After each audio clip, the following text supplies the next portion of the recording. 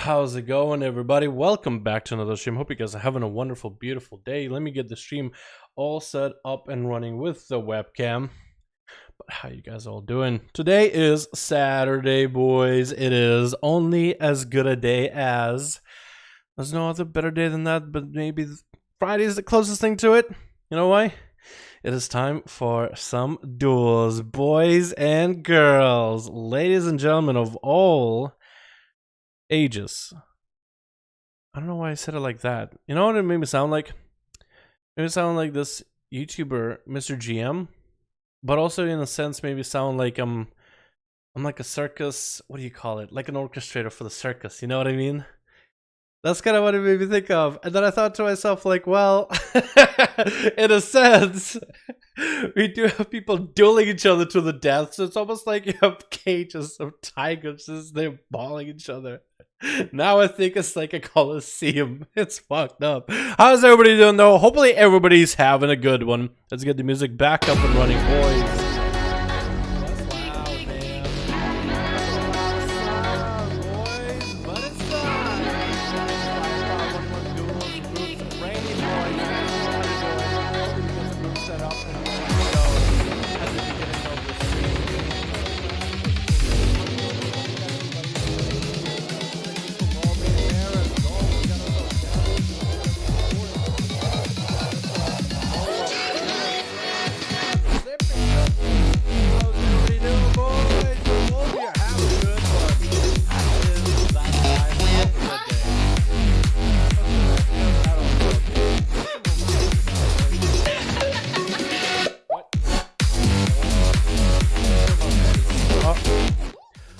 You know what happened?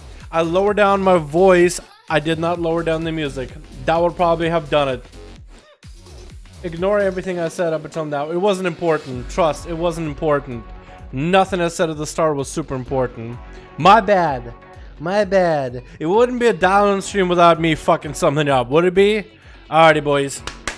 As I said, but probably was quiet when I said it, let's get some duel groups up and running right now. Let's get some groups going. Get some groups set up for the NA. And see how we do for the day. Ripper audio, my can't hear. Voice was look here. Alright, now we're good. Now we're good. Yeah.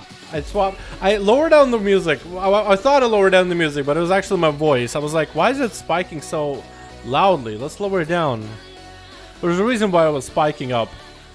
Let me get everything set up and ready to go. Boys, I'm going to join you guys. I'm more than welcome to join through LFG. People are going to be going to LFG, custom PvP section of PvP group finder, and are going to be setting up groups for you guys to join. Groups are going to be called something like Dalaran Rogue Duels 5V5 1v1. Just type number 5 in the search in the custom PvP, hit enter, and you should probably be able to get yourself a group up and running. This guy is the best to watch. What's up, Zip? How you doing, man? Boris already got himself set up with a group. Who has an extra +1? We just need a +1 in here, and we're good to go. Why don't you play too, Gil? Let me make sure I get your name right, actually, because it is not uncommon name. Gil, G-U-I-L, Gilherm, right? Is that it? Gilherm, Hermy, Gilhermy, Guilherme. I don't know how to say a name. Gil. I'm gonna call you Gil. That's gonna be a nickname for you. Gil. I love playing some duels, dude. I've actually did a video not long ago with me competing in these duels, man. You don't wanna watch this dumb motherfucker go for a big old 1v5 every single duel. Come on. Instead, I want to show you guys all these beautiful passages that are out here grinding it. Give it the variety classes, but also everybody loves that up-close camera, the close-ups to all the different duels that we get to do here. And Night King got the next one. We got ourselves Boris, we got ourselves the King. Boris and King gonna be first ones up and running for these duels. Let me get the audio up and running as well. Beautiful. Blades Edge Arena. I like starting my day off in the Blades Edge Arena. Something about this arena. First of all, it starts out in Blades Edge every time, like in rotation, but also I just like the way this arena looks. You know what I mean? Switch. Who do we got? We got ourselves Team Rogue, Team Vogue, with Team Blue, with Da Vinci, going to be going up as Assassination Rogue and Demoniac. Probably also Assassination P-Blood. Most likely that's Sub Rogue, so he's going to be giving us that randomization, that variety, diversity we need. We'll also got Oniyu in here and CJ in here. Or C Jizzle in the back, probably playing a Beastmaster Hunter based on the pet that I'm looking at. But that's going to be Team Agility on Team Blue with Team Red with Bad Aaron going to be going up as an Unholy DK Chill. Pills going back as a King of Frost with no Bill. This is the build that everybody's going to be wanting to kill, dude. Peachy as a Feral looking out to get up first, and we got Top Shelf. Top Shelf. It is Top Shelf actually. I was going to say Top Helix maybe, but no, it is Top Shelf. As a Fire Mage, Peachy going up first as a big old tree dude. He's just a tree in the woods. He has no idea what he's doing, but he's popping into bear form, prepping for whoever he's going up against. Team Blue has not figured out who's going to be going first, who's going to be going last. It looks like C Jizzle. Nope, not going to be C Jizzle. It's going to be P Blood. Hopefully Peachy saw that it is going to be the sub-rogue, so he might be able to change up his playstyle a little. Got himself a little bit of a reach of rolling. Shadow Strike opener coming out for P Blood, and the boys are up. Bash coming out into P Blood, and Peachy swapping into Cat form, trying to get some bleeds up and running. Kidder Shot coming out immediately while in his Kitty Cat form. No Shadow Blades is seen out of the rogue, so Peachy is just going to have to take the stun lock rotation in the opener back to back. Thorns are up, and no Thorns. It looked like Thorns might have been up for a second. That's going to be Peachy trying to see if he can reverse some of the damage back to P Blood as he's not popping defensive of his own. Crucibles are getting traded left and right, and Peachy getting hit with a Matic as he goes for a little bit of regrowth. This is where P Blood can go for a little bit of damage. Peachy popping in some CDs on a P Blood, and Blood is not popping a defensive yet. Big bite. Peachy popping in a wall right now. Getting a shot onto Peachy while Wall's up and running. He does trick it out of it, landing a root onto P Blood and trying to just see if he can slink away from him. P Blood looking to catch a quick restart, maybe a Shadow Strike opener onto Peachy, but he's trying to see if he can sprint out of there. Gonna be an opener stun, maybe? No, not gonna happen, as Blood does eat yet another root. He has calm points ready. He wants to go for a Kidder Shot, double Crucible, smacking him for quite a bit of damage, and looking like he actually wants to peel back for a moment. He actually dies to just the dots of Crucible alone. Peachy trinketed without a pre-wall available, no renewal. Actually would have been the moment to go down versus P Blood, but looks like the Crucible and the bleed damage was just too much, and P Blood did not press cloak. He did have a heal rolling, but without dampening, felt like he might be okay. And then the damage just kind of ramped up out of nowhere as Peachy did get himself quite significant damage on those Crucibles. The dot also was quite huge as well. The bigger the hit with a Crucible, the bigger the dot, and he got two good yops into his face. So next up is going to be a Vinci playing out Assassination. Should be a much better spec to deal with a Feral. But I was just some crazy, just very dirty damage out of Peachy. Dirty damage out of nowhere, boys. It looks like Vinci might be looking to pick up the eye, at least hanging out, camping the eye. Peachy's still making sure to scout out the arena, just looking out to see if maybe he might be able to pass by the rogue, but decided cat form is the way to go, doesn't want to go bear form against assassination rogue. That means that if he gets stun locked in cat with a vendetta, that's it. If cat form will just fall over to Assass easily. Without a trinket though, bear form is not that much better though, especially against assassination. The poison damage and the bleeds will just go through all that thick bear fur. Well, cheers again, join and watch him. Sabion, my man, Fridays is when AU duels are up and running, my man. So be sure to join in Fridays, same time as these streams, man. But you're more than welcome to hang out and enjoy the duels, boys. You guys are more than welcome to hang out. It looks like Peachy is actually going to waste enough time needed for him to get a trinket back up. So it looks like he actually might be good. Eventually, again, camping one of the eyes is going to pick it up with advantage to follow. Peachy should probably be aware of the fact that one of the eyes is gone. He's actually going to get sapped up while in cat form. Does have a trinket here at least. So he did wait long enough. It's going to be a kidder shot out of a Vinci with a Crucible to follow. Maybe a second Crucible right after. It is going to be a second Crucible Maledict to follow. So Peachy is going to take a lot of pressure here. And eventually he's just going to put pressure on him right now. Continue the damage. Maledict cannot heal through it. Did get himself a Swiftman. Safety trigger coming out. Bash to Vinci. Triggers out of it immediately. Peachy looking for a reset. Does land a short stun onto Vinci. Is looking just to sprint out of them. Trying to maintain the hearts as best as possible. If Vinci has any dots onto Peachy, then Peachy will not be able to get himself a full reset. Vinci still has the opportunity here. Without a trinket, however, against a Feral, it might be rough. Because Peachy can now play the whole stun-based game, let the bleeds whirl, and then back out before the stuns are over. Vinci trying to see if he can phantomize him out. Not looking like he's going to be able to. But without any dots, Vinci does dip back into stealth. And as long as Peachy, if Peachy has some big damage, he could actually get an all-in one-shot onto Vinci. Like, just put up the bleeds, where evasion doesn't even matter at all. That's going to be a bit of a reset for both of those two. Eventually not going to be picking up the eye because of the advantage. So really, Peachy has the advantage here. But still, bear form is not worth. Avinci still has Vendetta, still has Blind. So Peachy, if he does not play this right, this could be rough. But Mally being gone does take some wind out of Avinci's sails. So at least there's that. Run for one boring. Come on, dude. Pharaoh's gonna do what he can, dude. He's trying to win. He is actually popping the bear, dude. Look at you. He is popping the bear. 2 minutes seems a little bit too much. You think so? Get a shot onto Peachy in the opener. Avinci trying to get some damage in, but looking like he wants to just back out, let the dots roll, get a couple different openers into Peachy until he has full cooldowns. Peachy just gonna put some hots on himself. 5 minutes in, though, dampening is gonna start rolling in. So this is going to be really bad for Peachy if he's going to play for the long game. Sap onto Peachy while the dots come off. Eventually is going to be able to reopen here. So Peachy should be looking for a little bit of damage. Looked like he went for Thorns for a second, but then they were gone. I swear to God, I thought I saw Thorns. I swear I thought I saw Thorns. But I guess they're gone immediately. Getting a shot onto Peachy does get out of it. Eventually could turn this around with a blind. Actually goes for a little bit of evasion before Peachy is able to get a lot of damage in. Mally to roll into Peachy right now. Could be a big old vendetta to follow from it.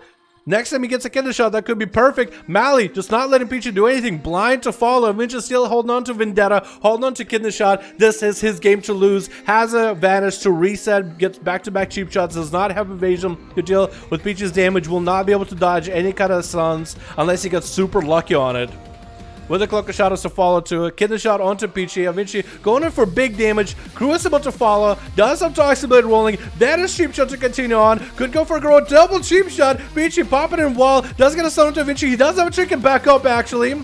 And Peachy is going to get himself as much self-healing as he can while sitting in bear form. Vinci continuing to pressure him. Bash coming out onto Vinci, going to be really short. And Peachy looking to trail away from there. And looks like he's not going to be able to get away. Poison is getting reapplied. Super low in health. Then able to really fully heal himself. Needs to dispel the poisons. Does get a short stun onto Vinci. Should probably go for a root. Get a shot onto Peachy again. Should have probably disengaged a little bit earlier from the rogue. But Peachy does go down. Top shelf. Not looking like he wants to give the rogue an opportunity to come back here. It's going to hit him with a breath polymer, greater pyre, probably ring of frost to follow. Does land though? No, he does not land ring of frost. Cloak of Shadow is available for Vinci. Does have a smoke bomb. No shimmer blink coming out for top shelf. And Vinci is actually going to land a Garrode onto top shelf as combustion comes out. Does get himself frozen for a second. Has Cloak of Shadows for this combustion if you want to. Doesn't want to use this cloak just yet. He's just able to get away with a feint, get himself a crucible heal, and just getting out of there. Just avoided the damage completely.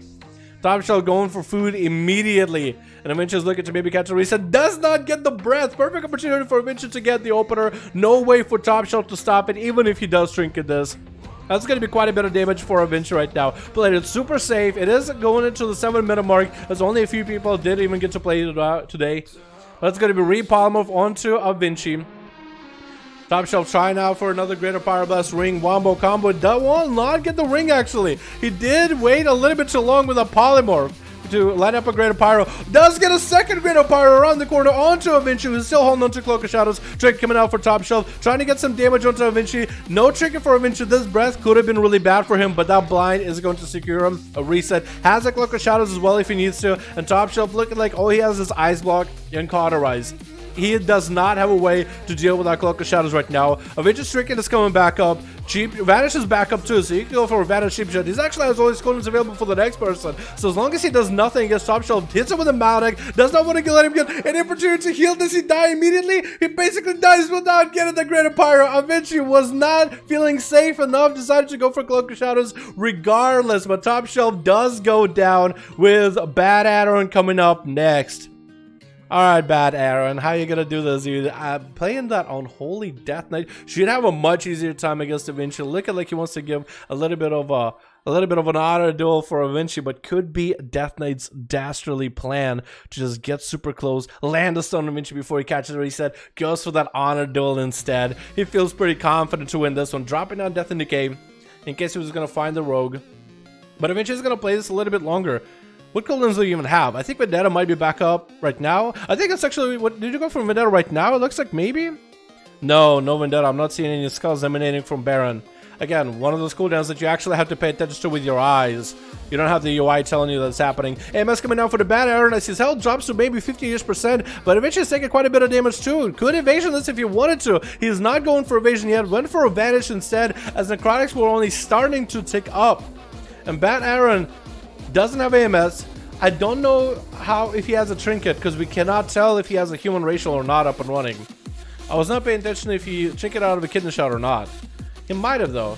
It looks like he's playing IBF instead of Lichborn, so not going to be able to get out of stuns nearly as often. Plus, you also don't have that synergy with Lichborn and that one trade that gives you health every second. IBF in this before the sun comes out. Eventually popping an invasion, looking to see if maybe he can just damage through Bad Aaron's defensive. Got quite a bit of damage on him right now. Bad Aaron taking quite a lot of damage right now. Vendetta is rolling on the guy. Eventually, actually, he's going to go for a smoke bomb, but Bad Aaron is behind. Eventually could go in and secure the kill here. Waiting for another kidney shot, I believe. But he's going to have to wait a little bit longer. Big crucible damage. Kidney shot into Bad Aaron before he can get out. And down he goes. Eventually taking out a third person on Team Red. With Lenoble going up next. Eventually versus Lenoble does see him. But he's going to instantly chicken out of that adaptation versus Eventually with an item to follow. Does get corroded on it. But has himself that Metamorphosis deal quite a bit of damage to Eventually though. Having adaptation takes him out in an opportunity way he can not do anything against these stuns. Versus a Rogue who can always just deal with adaptation with a sap. It's just going to be basically impossible. However, if Lenoble, since it's a short cooldown for that adaptation, if you might be able to have that adaptation up as he gets hit with a stun by Eventually, that might be good. Azeroth Beam, very questionable play by Lenoble, but the man decided to go for a big old Azeroth Beam onto Eventually. Did not get the most damage out of it. Eventually was able to interrupt him and bail out as the rain from above came down. Lenobles Sage Chicken actually takes down because of all the dots. Does get past Eventually. I'm surprised he didn't hit him. Adaptation not up, and looks like Lenoble is going to go down. 4 people down to Eventually. 4-0 by Eventually from Ragnaros. Looking to see if he can get away from Chill Pill somehow. Chill Pill's not giving this Rogue any advantage, not giving him any opportunity. Hell, this Rogue had plenty of opportunity. He just 4 people on Chill Pill's team just went down. Chill Pill's got to be the man to stop this advance by Eventually. He had to stop this 1v5 ASAP. Sap coming out as he's trying to go for another set of eyes. It looks like Eventually is going to have to open here. Has cooldowns coming back up. Missing a Cloak of Shadows. Might be missing a Vendetta for a little bit, but otherwise he's doing A-okay. Garrote opener, probably going to get a kidney shot on Chill Pills. Are we seeing a Lichborn out of this? We are seeing a normal IBF, actually, by the looks of it. No Lichborn for Chill Pills, so I wonder what other Honor Talents he's decided to run for this duel. It looks like he's just trying to get some damage on Eventually. Does get a bit of damage going with Chillbane, but not going to be able to really maximize this. It's just Eventually by himself. Evasion coming down by the Rogue. It's actually getting quite a bit of damage to Chill Pills, so he's going to go for a bit of a death pack right now, hoping the Necrotics are going to be gone by the time he really needs it. More Necrotics to get lined up by Eventually. Chill Pills is actually going to be completely necrotic down with that Mallet to follow. Just trying to maintain a chain of ice into Eventually to keep him at bay. Waiting for that death pack to fall away so he can finally heal. Blind on Chill Pills, but he's super low on health because of all those Necrotics. No way to self-heal, and the dots from Eventually doing quite a bit of damage into the sap. Chill Pills might have a trinket at this point. Might have a trinket, but Eventually could honestly take this. If he has Vendetta, because he has Vanish and everything, he could get a soft opener on Chill Pills. Does get a kidney shot rolling. Chill Pills is going to take quite a bit of damage from this one.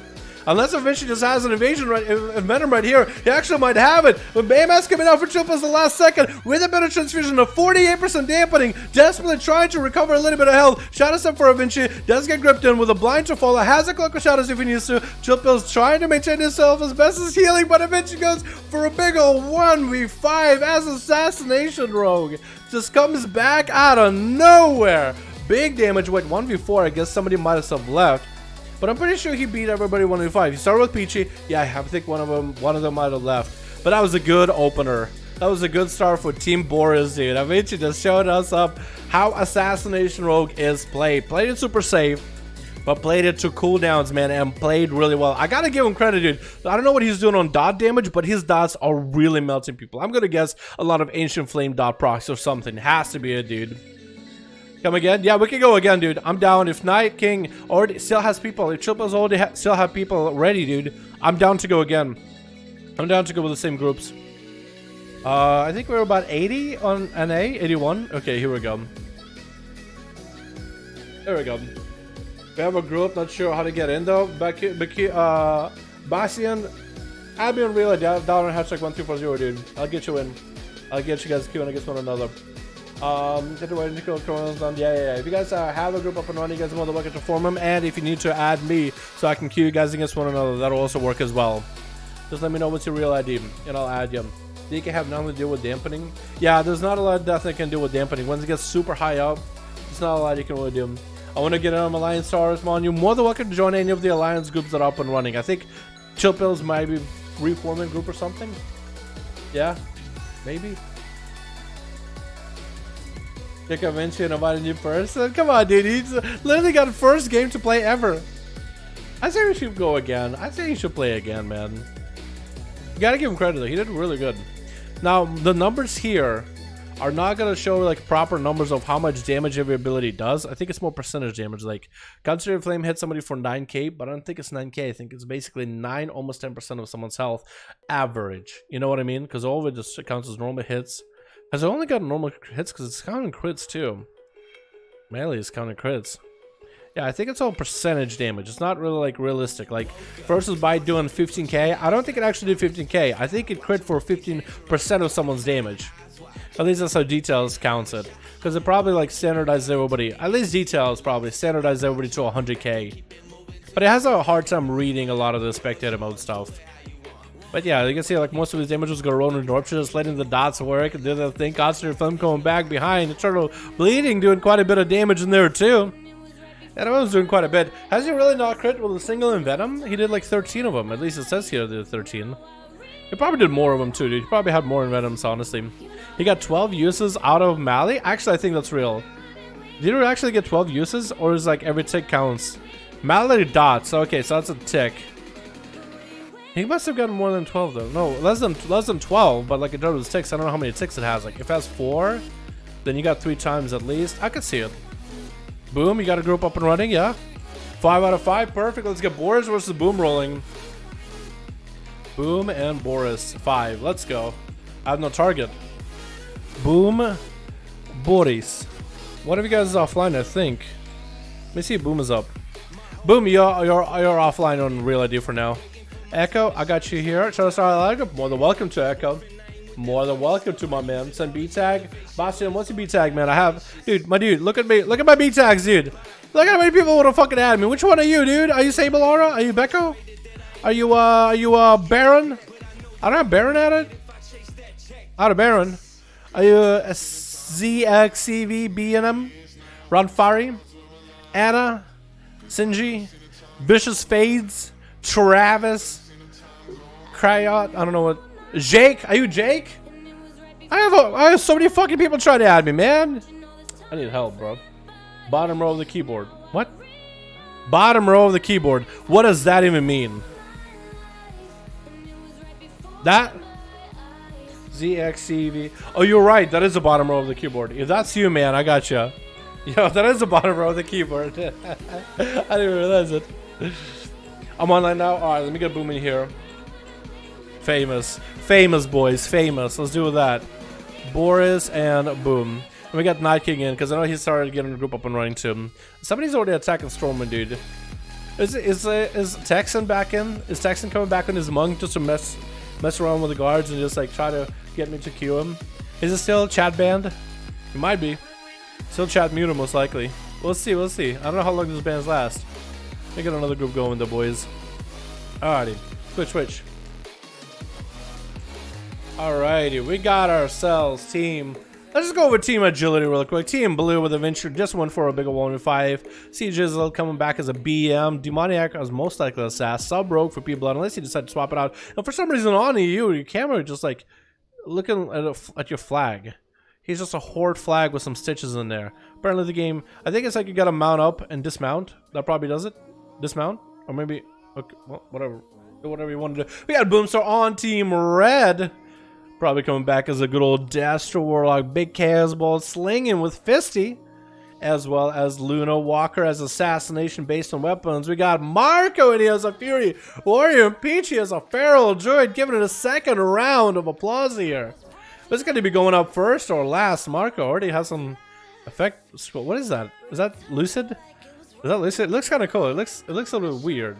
It looks like Boomstar is going to be going up first as a Destro Warlock. Make sure you gave everybody a Hellstone before you go, because if you're going down first, you're not going to be able to give anybody extra Hellstones. Make sure everybody has a cookie. It's going to be Boomstar versus On You, however, as a Warlock versus a Demon Hunter. We'll see if Oniyu's camera is still going to be all kind of jazzed up at the end of this, boys. 30 seconds already passed. There we go. There we go. 30 seconds passed, boys. Somebody get in there already. Looks like Boomstar is trying to get a pet over to one side. Looks like Oniyu is going to be able to kind of avoid a little bit. Fear coming out into Oniyu, allowing Boomstar to get himself a full setup for all of his cooldowns with a dot and a chaos ball to follow with an incinerate at least. Going to be a stun to Boomstar from a distance as Oniyu does get themselves into an I-beam, but a Succubus CC is going to keep him at bay. Big Infernal coming down with a stun to follow. Boomstar is just trying to min-max the damage here. That's going to be something that Oniyu has to watch out for. What is he going to trick and what is he going to trick? And second chaos ball coming out as he goes for a little bit of a meta, but that's going to be a poor for Boomstar. Does not go up like he wanted to, but does at least gain some distance. Oniyu taking quite a lot of damage. Interrupt into Boomstar's shadow spell. Trick is out of the stun to follow. Trying to get the chaos bolts up and running. Oniyu is trying to pop darkness, but darkness does not protect you from it. Trying to go for a bit of crucible offensively. Fear onto Oniyu. He tricks out of it immediately. Boomstar could bop while here is actually going to get a Succubus CC onto Oniyu with another chaos bolt to follow. Is that going to be the end? Does go for the nether walk to immune that chaos bolt damage. Interrupted. Boomstar on some shadow into an prison for that chaos bolt. Oniyu is so far behind, but looks like that recovery while in demon form is going to be out of nowhere. Wall is up for Boom. So he might be able to get himself some damage onto Oniyu. Try to go for Hail Mary with Chaos Balls back onto Oniyu. Goes for Warlock Hellstone to follow. Horror Effect right after. Trying to get some Incinerates and a Fear right after onto Oniyu with yet another Chaos Ball. Sling it barely keeping the Demon Hunter with any health left. Oniyu has quite a bit to come back to get him with a Succubus CC. Boomstar just sees one global. Goes for the Crucible. It took him flag. Trying to get himself an Immolate rolling. Couple Incinerates and down goes the Demon Hunter. Boomstar just playing with his own life bar, man. Just has barely any health. Keeping Oniyu super low. And Oniyu almost had a miraculous comeback out of nowhere. Going to be Demoniac landing a cannon shot onto Boomstar. No Succubus CC for Boomstar. Nothing he really has to work with. Try to see if he can land a Fear, but looks like his health is simply too low. Where Demoniac, I mean, he cannot be stopped, dude. If he doesn't miss a kick, that's going to be over. Horror Effect coming out for Boomstar. Might be able to get a Fear. Almost landed that Fear. Demoniac is going to go start an attack at the Succubus. That's going to be a Malion to Boomstar. Does get a conflag short on Demoniac. He does go for a Cloak of Shadows. Unstoppable Rogue. He's going to...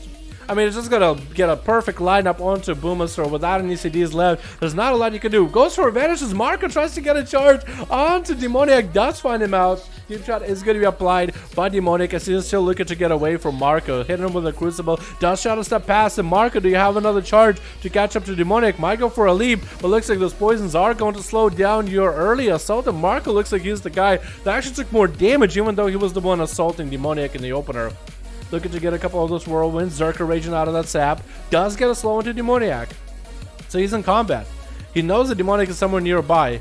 And he's actually walking away from him, trying to whirlwind. If he just turned around, that would have been a different story. Get a shot into Marco. Trick is out of it. Stormbolt on Demoniac. Marco needs to go for some big damage right now. Immediately. Disarm onto Demoniac. Maybe a charge to intercept him around the corner. It does land it. Trying to maintain those Bloodthirsts as often as possible to clear himself off the slows, to stay on top of Demoniac. Going for a bit of a Blaze Storm in case the Kender Shot was coming out of the Rogue. It looks like Demoniac is just trying to min-max the usage of the crippling poison just to keep this warrior slowed. If he can just get a crippling poison and stay away from the warrior where he can't Bloodthirst him, the warrior just gonna run around slowed to smithereens, man.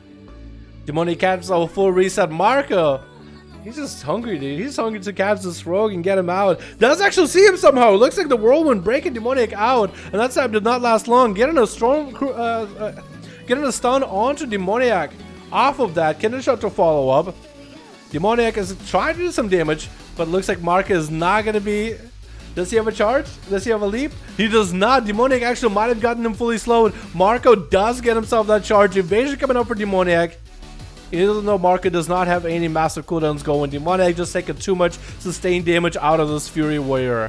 And that Fear is going to deal with majority of that evasion. Does get another Kender Shot into Marco. Could go for a blind to follow. Marco going for some big defensives. Demoniac can just try to see if he can run out of there. Blind onto Marco. He does get at least one Bloodthirst in there. But Demoniac being without a evasion, all he can do right now is go for kidney shots, maybe even use the Mallet to lock down Marco, not give him any opportunity for self-heals. Marco going for that Blaze Storm in case it was going to be a kidney shot, going for a Mallet to follow. Does he have Reflect for the Mallet? Goes for a Stormbolt onto Demoniac, trying to see if he can clap him out. Does disarm before the kidney shot come out. Marco completely necrotic out, does not have a way to self-heal. Sage can proc it out for Demoniac. Kidney shot coming out onto Marco, and a couple Envenoms might be enough, but Marco does have an Underrod Trinket proc it for him, does leap on top of Demoniac. He does turn around before that Vantage breaks. No damage over time left by Marco on the Rogue, so Demoniac should be safe to go. It looks like some dots are still on Marco. He does could go for commanding shout here. Probably is going to have a trinket for the next stun. Garrote to follow. Does he have a way to stop Demoniac? He does hit him with a Stormbolt. Going to be a perfect opportunity for him to get a charge heal in order to catch up some healing. Get this shot to follow the Underrod Trinket, keeping him barely alive. Demoniac, does he have enough damage? Marco, do you have enough? Trying to see if he can maybe get another charge or a leap on top of Demoniac. Can't even catch up to the guy. Keeping him in combat at least. Crucible to follow, and Marco goes down to the dots alone. Fisty is going to be up next on Team Red. And Demoniac is really just out of all cooldowns. He's still holding on to Trinket unless he's still playing Relentless. And honestly, I'm thinking he's playing Relent. He's playing for the shortest stuns, shortest CC. Goes for a kidney shot onto Fisty as they go for a Fist of Fury. Not gonna lock him down. But Demoniac barely with any health left with a single Rising Sun Kick while images are up and running. That's all you can essentially do. Jizzle is going to be up next. The Hunter, I believe Beast Mastery, versus the Monk. 6 minutes in though, boys. 10% dampening. It's going to be quite a fight for Fisty. I actually think he has advantage over the Monk, over the Hunter. I feel like if Jizzle does play it into the open and is able to kite Fisty around, freezing trap him on his cooldowns, stun him on his cooldowns, then he might actually be in a good spot. Because he can do quite a lot of sustained damage. And Fist is all about the one-shots, he's all about the burst, he's all about the hit and run. But in terms of just being kited, like he needs to bail out of it often. Couldn't catch up to Jizzle. It's going to go for Vivify. Jizzle could go for a little bit. He tried to go for an interrupt onto that Vivify. Stun to follow. Fisty might trick it out of this. He does take the bait into an incap. Trying to all in for a big old touch of death into maybe a Lexium. Trying to see if he can get close to the Hunter for that Lexium. Freeze the trap to follow. Jizzle could actually maybe go into camo. Takes a touch of that damage, but barely hurts him to begin with. Could get a pet heal right now at 50% dampening to give him quite a bit of recovery. Lexium coming up for Fisty, but a lot of his cooldowns are really gone. Jizzle decides to trinket out the leg sweep regardless and got himself survival of the fittest. Fisty looking to line himself a little bit for a moment. That's going to be some pet damage with crows, but for as long as Fisty can just maintain that line of sight away from the Hunter himself, it's going to be tough. This actually might be the arena, like this corner right here with a with the stairs. It might be the best setup for Windwalker.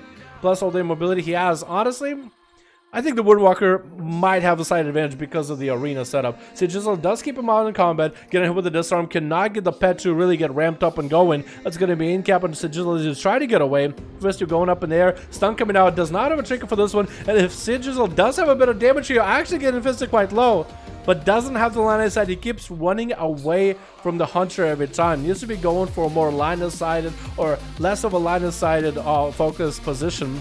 Karma to fall for Fisty as he does get hit with a Mally, so that Mally is going to prevent any Karma damage to heal him. Did also pop images as well, so that's going to be quite a bit of his damage from cooldowns kind of gone. Did he set up a port above? He might have. So while he's able to keep Fisty out in the open, he's doing quite a bit of damage, but it's all getting empowered and ready to go. That's going to be a little bit of a Tiger's loss for Fisty. The Sigil does drop down a trap, but looks like it missed Fisty, and is going to be able to finally get a Fist of Fury off onto the Hunter. Sigil is going to get a knockback trap onto Fisty. He is going to use some of his mobility and get caught out in the open. Perfect opportunity for Sigil to get himself some setup. He's going to go for, I think, Troll Racial to get himself a little bit extra haste going. He needs to make sure there's no line of sight happening. Does not have a stun or anything. Fisty does have a port set up ahead of time. That would have been a perfect opportunity to get some big damage going. If he had a stun, that would have been perfect. He's going to go mounting up immediately. 26% dampening is going to make it harder for this Monk to come back from any healing. But that's going to be in cap to stop Jizzle for a second. Not going offensive. Stun into Fisty. Jizzle could go for a big setup. Still trying to line this Monk as best as possible. Expecting this Monk is going to go for him. But if the Monk goes in the other direction, he just completely stop gaps to plan. Does have all the images up and running. Touch of Death is running on Jizzle. Does have a trap. Knockback trap for Fisty. He's looking to target lost out of there. The Hunter is barely going to take any damage from this Touch of Death. It does do quite a considerable. Get a hit and a freezing trap. How does he trap him in between all those images? And looks like the Hunter is actually peeling back for a second.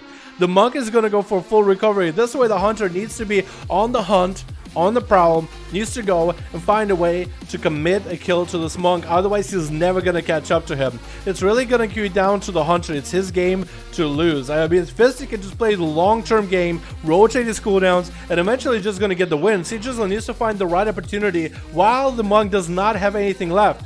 The karma poured down, defenses are down. This would be the perfect time to really get it going, to really get Fisty out in the open with a false sense of security with all this line of sight, but really get him out in the open where he cannot hide away from the pet. Another freezer trap for that Fist of Fury, stopping all the damage, and again, Jizzle better be good on his position right now. Fisty, even using their mobility just to catch up to the hunter, does go what looks like for a human racial melee roll into Fisty right now. This would be the perfect opportunity for Jizzle. Does go for survival of the fittest, 20% damage reduction. Fisty not retreating at all, does get a disarm onto Jizzle, so that's going to be a little bit of damage lost. Jizzle needs to make sure he's not looking for line of sight at all. He needs to be ahead of the prey at all times. Fisty looking to maybe end the game out in the open, nowhere near any line of sight. Freezing trap to Fisty for a second. Jizzle, does he have enough damage here? It's going to go for a Crucible to follow. That's going to be just, this game is going to be neck to neck. Fisty able to get a little bit of a reach with that Rising Sun kick. That's going to be Fisty. Not a lot of opportunities. Board out in the open. Bad position. Leg sweep onto the hunter. Barely surviving, and the pet does go for the kill. Jizzle does end up getting that kill against the monk, and Luna is going to be up next with a big vendetta. Jizzle got nothing left right now. Does go for exhilaration. Freezing trap on Luna. He trinkets. He just wants to get himself one kill before this duel is over. And P-Blood is going to be up next as a sub-rogue, going up versus an assassination rogue. You better find him early. Luna does not have any dodge to walk past one another. Phantom Noise would have been really good there, just to randomly pop him out. I still believe right now with Luna being down on Vendetta and being down on Trinket, I think right now P-Blood definitely has an advantage. He can press it, and he still might have cooldowns to deal with Peachy. Luna picking up the eyes a little bit early, does not go for advantage. Blood should be aware that the rogue is out. It looks like he went for eyes as well. He could have actually stayed in stealth and got the sap opener. Gonna be Luna hitting him with a Crucible in the opener, while Blood is building up some comp points, trying to go for a kidney shot. Nightblade, full kidney shot into Luna. Could be a lot of damage. Not going for Shadow Blade, saving those for Pichu for later. That's going to be another cheap shot into Luna. Should do a lot of damage. Crucible to follow. Mallow right after. Luna could go Cloak of Shadows. Play Blood getting hit with a kidney shot. No Vendetta for Luna. Eating the full Mally is going to go for evasion right now. Still Mally down. Crucible to follow. Barely any health left. Is going to get a blinded P-Blood. He's just going to sit there for a bit. Luna having to play defensive. 12 minutes in. We are sitting at 46% dampening. And Blood looks like he's going to be able to get himself a full reset. Luna, however, also got a full reset. So Blood definitely has advantage with a trinket. Definitely has advantage with a trinket. The fact that he still is holding onto a blind, but he really might essentially need to hold trinket and blind for Peachy if he wants to go from one to another. So Luna is going to be able to get quite a bit of healing. It does go for a little bit of a risky Crucible self-heal because the Blood was right next to him. Sap, tap, done. So Luna had to go out, had to get himself a little bit of a heal, just had to play it a little risky. I would have ran into your own room at that point just to do that, get yourself a Crucible, because then you would know that there's a good chance that Blood is most likely isn't there. Because most of the times the rooms are there just for people to chill, but if somebody does go sit in the corner, you wouldn't know. You'd be like, yeah, they're probably not going to be that cheesy. They're probably not going to do that, right? Luna actually out in the open for a second. I guess he's trying to get Blood to come over to him, trying to Phantom Knights, expecting Blood to be maybe around the corner. Has no idea the Blood is literally all the way on the other side of the arena. But he's actually feeling pretty confident. He's fine just coming out, just getting the guy over there. So now they're next to one another. Blood, did he pick up the eyes but vanished by any chance? He might have picked up eyes and vanished. No, I don't think he did. So, but it looks like he maybe found him for just a quick second. Cheap shot coming out into Luna. Could be a lot of damage out of Blood. Needs to get this rogue as low as possible. Shrink coming out for Luna in between the cheap shots. Next blind, that could be it. Blood getting hit with a kidney shot. Luna's gonna go for a Crucible. Needs to get some damage rolling onto the sub rogue. Vendetta coming out onto P-Blood, who might need to go for even more defense. The Cloak of Shadows coming out. Actually having to use quite a bit of defenses against Luna. Luna's trying to see if he can get him to waste every defensive against him. Maybe even kill the rogue. He might as well go full on berserk mode. And if anything, Peach is going to be able to take him out. Reversal onto a short kidney shot onto Blood as he goes for a Nightblade. Kidney shot onto Luna. Looking to end him with a couple Shadow Strikes. That is going to be cheat death, but he will not be able to cheat this time around. Blood having to go for a reset. Still has dots on him. And Peachy is going to be the last man left on Team Red at 14 minutes. Almost 15-minute mark. 60%, almost 60% dampening, and he's just gonna pop in the bear form. Playing against a sub rogue, very little chance for him to lose this. Very little chance. However, Vinci is still in the back, still playing assassination. So people right now has two options. Yeah, they can go for the kill, or you can go to try to get Peachy to use every defensive possible. So Peachy might have to make a decision here, either to use everything on Pure Blood to win, or ration the cooldowns for the next guy. So that's going to be a very interesting way that he might end up approaching the situation. Shadow Strike opener for Pure Blood, not going for kidney shots. That's going to be a little bit of thorns right now. Does land a kidney shot onto Peachy, and Blood is looking to just get away. Hopefully he got a long Night Blood onto Peachy. That's about all he can really do. Maybe get a long Night Blood onto Peachy and then go for a sap. Could go for a sap around the corner. No, doesn't get it. Blood getting opened up on with a rake. That's going to be full dots up and running Peachy. Blood is on borrowed time now. He has the dots on him. He is eventually going to go down unless he starts massively healing him. Double Crucible. Does not want to die to this double Crucible. Last time that went bad. He's going to have to use a Crucible to heal himself. Needs to get a sap onto Peachy somehow. Trying to phantomize him, gonna be yet another opener, no trinket available. Alright, no, he had a trinket available, unless he went full relent. Which I don't think he would. But as next up is gonna be a Vinci versus Peachy. Both of them have all their cooldowns available. Did not use anything. Peachy just had to go for a little bit early with that Crucible. The eyes are, one of them is at least. Did Peachy pick up Vanish? No, I don't think Peachy vanished the eye. But he did walk by, or Vinci did walk by Peachy for a second.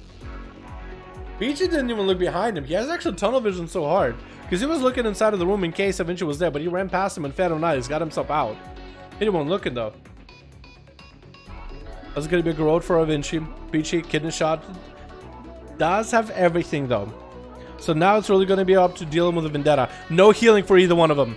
70% damage is going to be hard. Vinci Cloak of Shadows this for a little bit early. Wall coming out for Peachy. Taking way too much damage regardless. Mallet putting a lot of pressure. No way to heal. Does catch almost a re-stealth onto Vinci. Did not get a stun. Does go for a root. And a blind is going to go on to Peachy. Cannot trick this blind right now. He needs to save it for a kidney shot. One more wall available for Peachy. Needs to get some aggressive pressure onto Vinci. Trinkets out of it in the last second over that stun. Oh, that sap. And that's going to be a kidney shot onto Vinci. I know what he was trying to go for. He was trying to go for an early trinket to surprise Vinci, but a mark for death kidney shot is going to be the death of him every single time.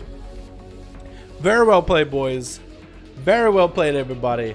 I like that one. What's up, AJ? What's up, Skeptical Vegan Human? This one I had him, my man. And Marksman 1, do you think so? Maybe one day, dude. How you doing, my man? Hope you have a good one, dude. Alright, boys, let's get another one going, yeah? Let's get another group going, boys. That was fun as hell. Baron, you got a group? I got 4 fresh faces. Hell yeah, dude. Let's go. US 81, 82, 82. Echo Hertz full group here. Want to toss a sit? I want to see if Baron and Echo are in the same group. I'm going to try to get them both against one another. Baron, Lovat, and Echo Hertz. Yo, Night King, let me know if you got a group, man. Baron.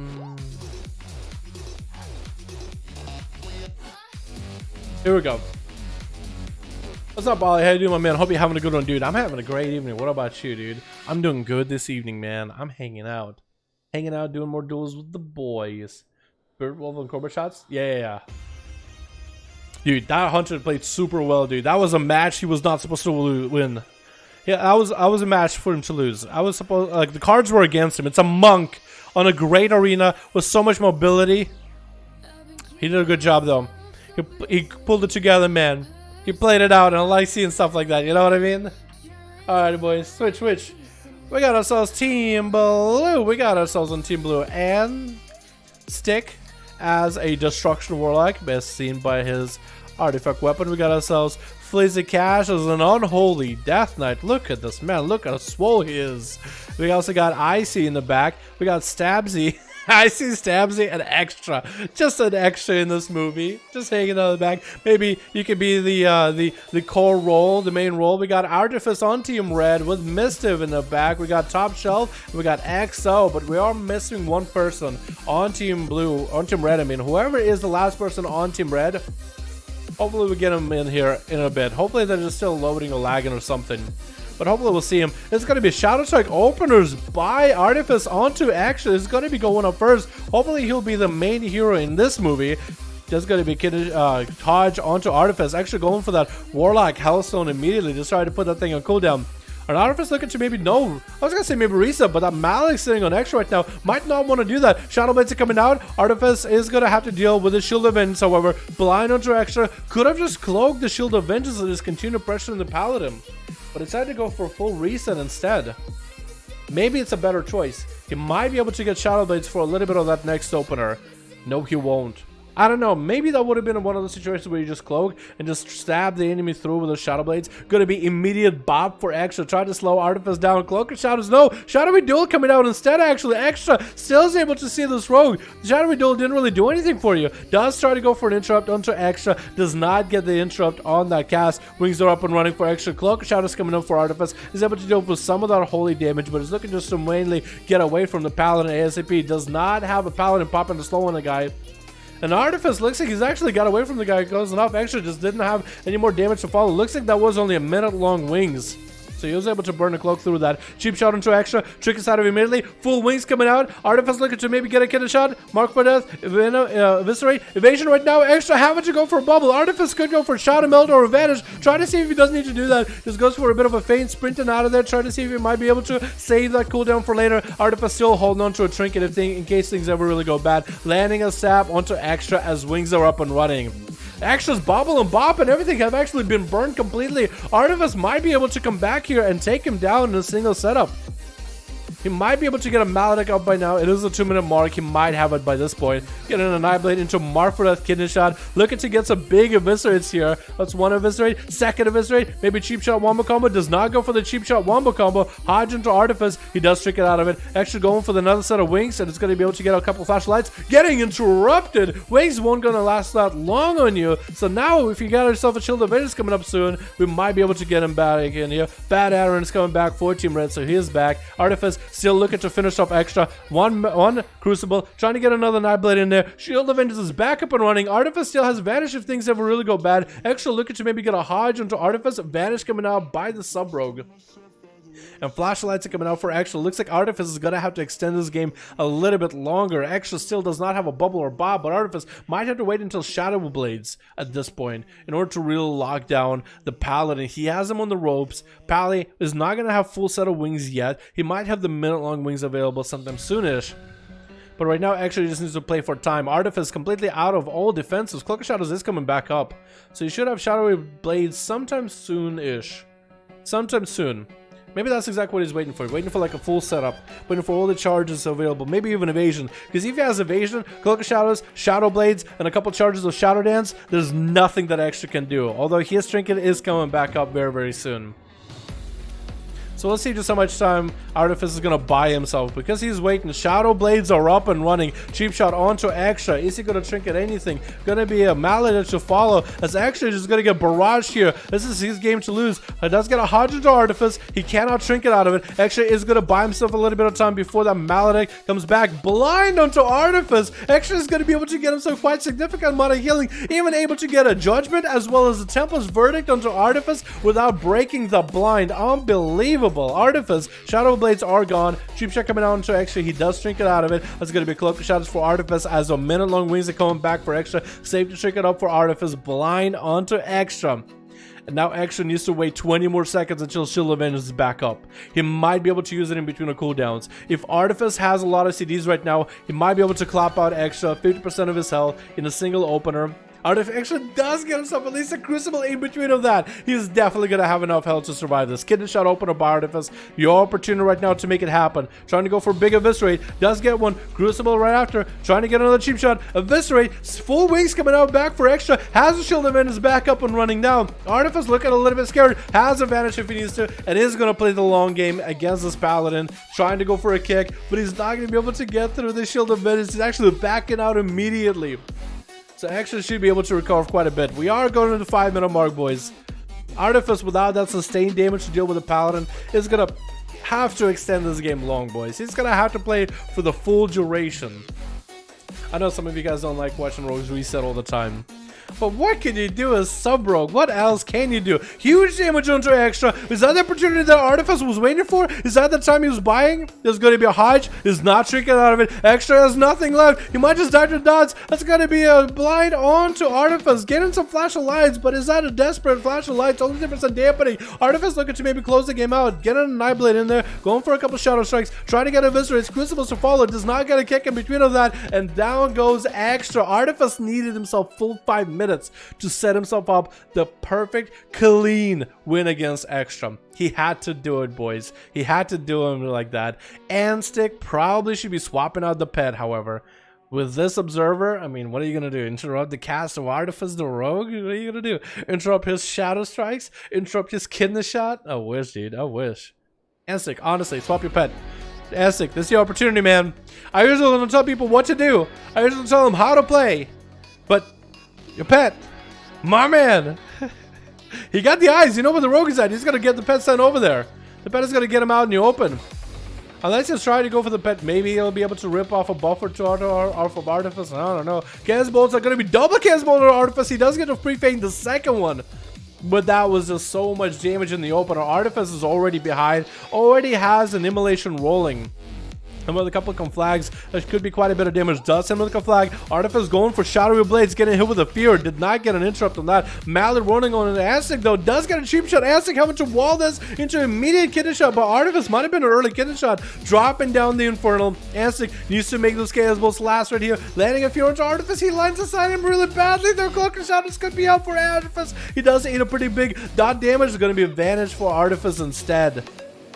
Going to be vanished immediately. Smoke Bomb in order to deal with Artistic a little bit. Trying to use line of sight over the Smoke Bomb as best as he can. Shadow Step to interrupt him on the kick. Cloaker Shadows coming down. Did not trust himself to be able to sprint away from that Chaos Bolt early enough. Getting a Maledict or getting a Nightblade onto Aztec. Getting a shot to follow. Fears are coming out. Is going to get hit with a Fear Spam. Cheap shot again on Aztec. Needs to bail out of there. Does not need to eat any damage from the Chaos Bolt. That's going to be a Shadow Meld for Artifice.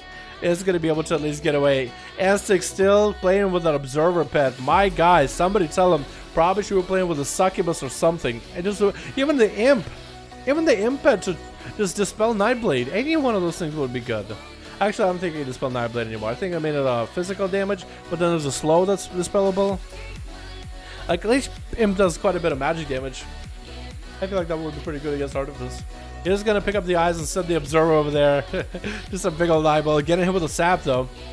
And Artifice cannot really push up. Anstey got himself a good position. Finally swapping out to the Succubus. Finally swapping. There you go, Anstick. There you go, my guy. I think I just made this fight harder for Artifice, but it better be a real fight. It's going to be probably, no, not even Succubus CC. Succubus getting hit with a sap instead. It did not catch a miss early enough. Fear trying to come out for Anstick. Does land the Fear onto the Rogue, and it's going to be able to land Immolate with a conflict to fall. The Chaos Bolt's trying to come out. And Artifice is just going to go for a bit of a fade. In the Chaos Bolt to the face. Horrific coming out right after with a Fear to fall. It's going to be pretty DR, but that Chaos Bolt is still going to hurt. Nightblade coming out for Artifice with a Succubus CC, dude. Oh my god, it's so DR'd. No Cloaker Shot is available for Artifice. No evasion available either. Landing a Maledict onto Anstick. Going for double cheap shot. Triple cheap shot to follow. Shadow Fury trying to come out onto the Rogue. Blind onto Anstick. And Artifice looking to see if he can get away from the pet from all the damage over time. He has the pet to build calm points off of at least the Succubus. Pre-feigning this a little bit early. Hoping to maybe have feint later. It is only a fairly short cooldown, so might as well. Artifice, though, getting hit with quite a bit of dot damage right now from a Trinket from Anstick. Getting a shot to follow onto the Warlock. Getting hit with a Succubus CC with a Fear to follow. Getting DR it a little bit. Might be able to get a Cloaker Shadows here. Might need to spam the Cloaker Shadows. Eating a Chaos Bolt to the face. That would have been a strong Chaos Bolt with the Infernal. Going to be a Warlock gateway for Anstick as Artifice is looking for a reset. He might have to vanish out of this one, boys. He is going to go for a vanish. Shadow Fury not going to slam him.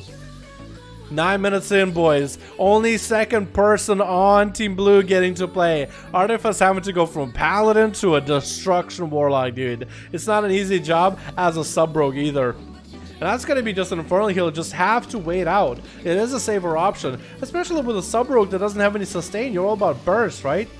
Why would you poke out and start doing damage to Anstick when all you have is burst damage? All you have is cooldown. So without cooldowns, you don't do any damage. It is going to be Succubus. Try to see if he can get him out. Cheap shot coming out onto Aztec. Trying to get a Fear. Kidney shot to follow. Chaos Bolt trying to come out. And Artificers might have to eat a couple of those to the face. Horror effect to follow.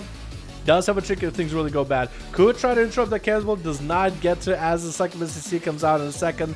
And Aztec getting interrupted on that cannonball is going to pop his own work ratio. Try to get that cannonball to be the strongest thing ever. Fear by Artifice onto Artifice. He does trick it out of it. Safety trick coming up for Artifice. Not a lot of health for him to really work with. Trying to get a cheap shot. Fear's coming out for onto Artifice. He does go for a shadowy duel with Anstic, but does go down in the shadowy duel. Try to get himself extra shadow strikes in shadowy duel, but it was just tough.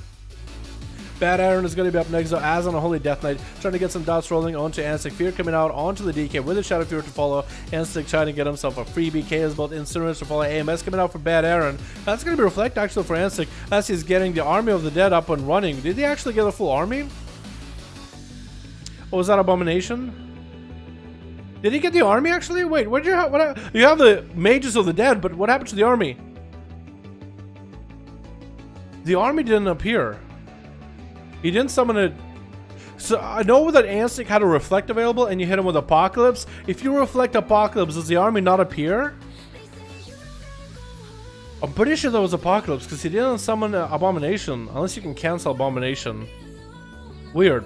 But Bad Aaron is going to have to go versus Stabsy. Stabsy going for a Cloak of Shadows. Try to see if he can do one more combo. Bad Aaron, as he got him hit with a little melodic. Might have to go for a bit of IBF right. He has the defensive. Trying to go for a little bit. Oh, here we go. I don't think he's actually... Oh, I think he runs a different honor talent. I think Bad Aaron is running a completely different honor talent. I think it's a different... And that's going to be Top Shelf getting a couple of Power Busts onto the Rogue. I think he's running an honor talent that transforms Apocalypse. Instead of summoning armies, instead it's a damage over time. And if the enemy heals, it refreshes. I believe that's what it becomes. Necromancer Bargain PvP. Yes, that's it. That's it. I didn't know what the name of it. I don't know anybody using it, but that was an interesting way of going about it. You actually summon quite a bit of those armies, according to those casters, don't you? Crazy. Flizzy Cash is going to be getting hit with a big old Mally Meteor Wombo Combo Cataclysm coming down with Combustion, popping that AMS out to heal through all this combustion damage. Greater Pyro trying to come out. Flizzy is not going to go for a little bit of an interrupt early. Breath to Follow does get a stun at Top Shelf, shrinking it out of the stun. Flizzy, though, still has the army leaping on top of Top Shelf, landing a short stun to stop him, going for that Ice Block, and that's going to be Transfusion for Flizzy. If Top Shelf still had Combustion right here, this would have been the perfect time to do it. If Top Shelf had Combustion. Wait, if Top Shelf is somehow able... Breath? Maybe Ring of Frost? Wait a second! Could he actually have him? Trinkets out of it! Greater Pyro does he have the pet stun? I think Top Shelf actually obliterated Flizzy. No! The Warlock Hellstone coming out of nowhere with a Warlock Hellstone. He was doing Warlock Hellstones into Death Pact. Oh my god, that could have been insane! Flizzy trinketed it, and he kept his cool. Unlike me, he kept his cool. Trying to get some Chain of Ice, letting the dots in the past do the work on the Top Shelf. Breath to Follow. I don't think you got it. Yeah, I don't think you got it. Ooh, Exo came out maybe a little bit too early, eager to attack. Flizzy charged in right before the mage died, but that's going to be okay, I guess. Mally, no, there's no Mally, but a little bit of necrotic still were left over onto Flizzy from the Death Pact. Summoning Abomination versus Exo into a Lichborn. Exo is just melting right now. Necrotics are just obliterating. Cannot get a heal, and Exo, I think, is just dead. One more cast, one more hit, and down he goes. Oh my god. XO from the guild going crazy, but I think he's going to be going crazy, mulling over what just happened that arena just now. That's going to miss it. Try to see if he can land an opener onto the DK. Just going to hit him with a bit of a death and decay. Going in for damage into Flizzy Cash.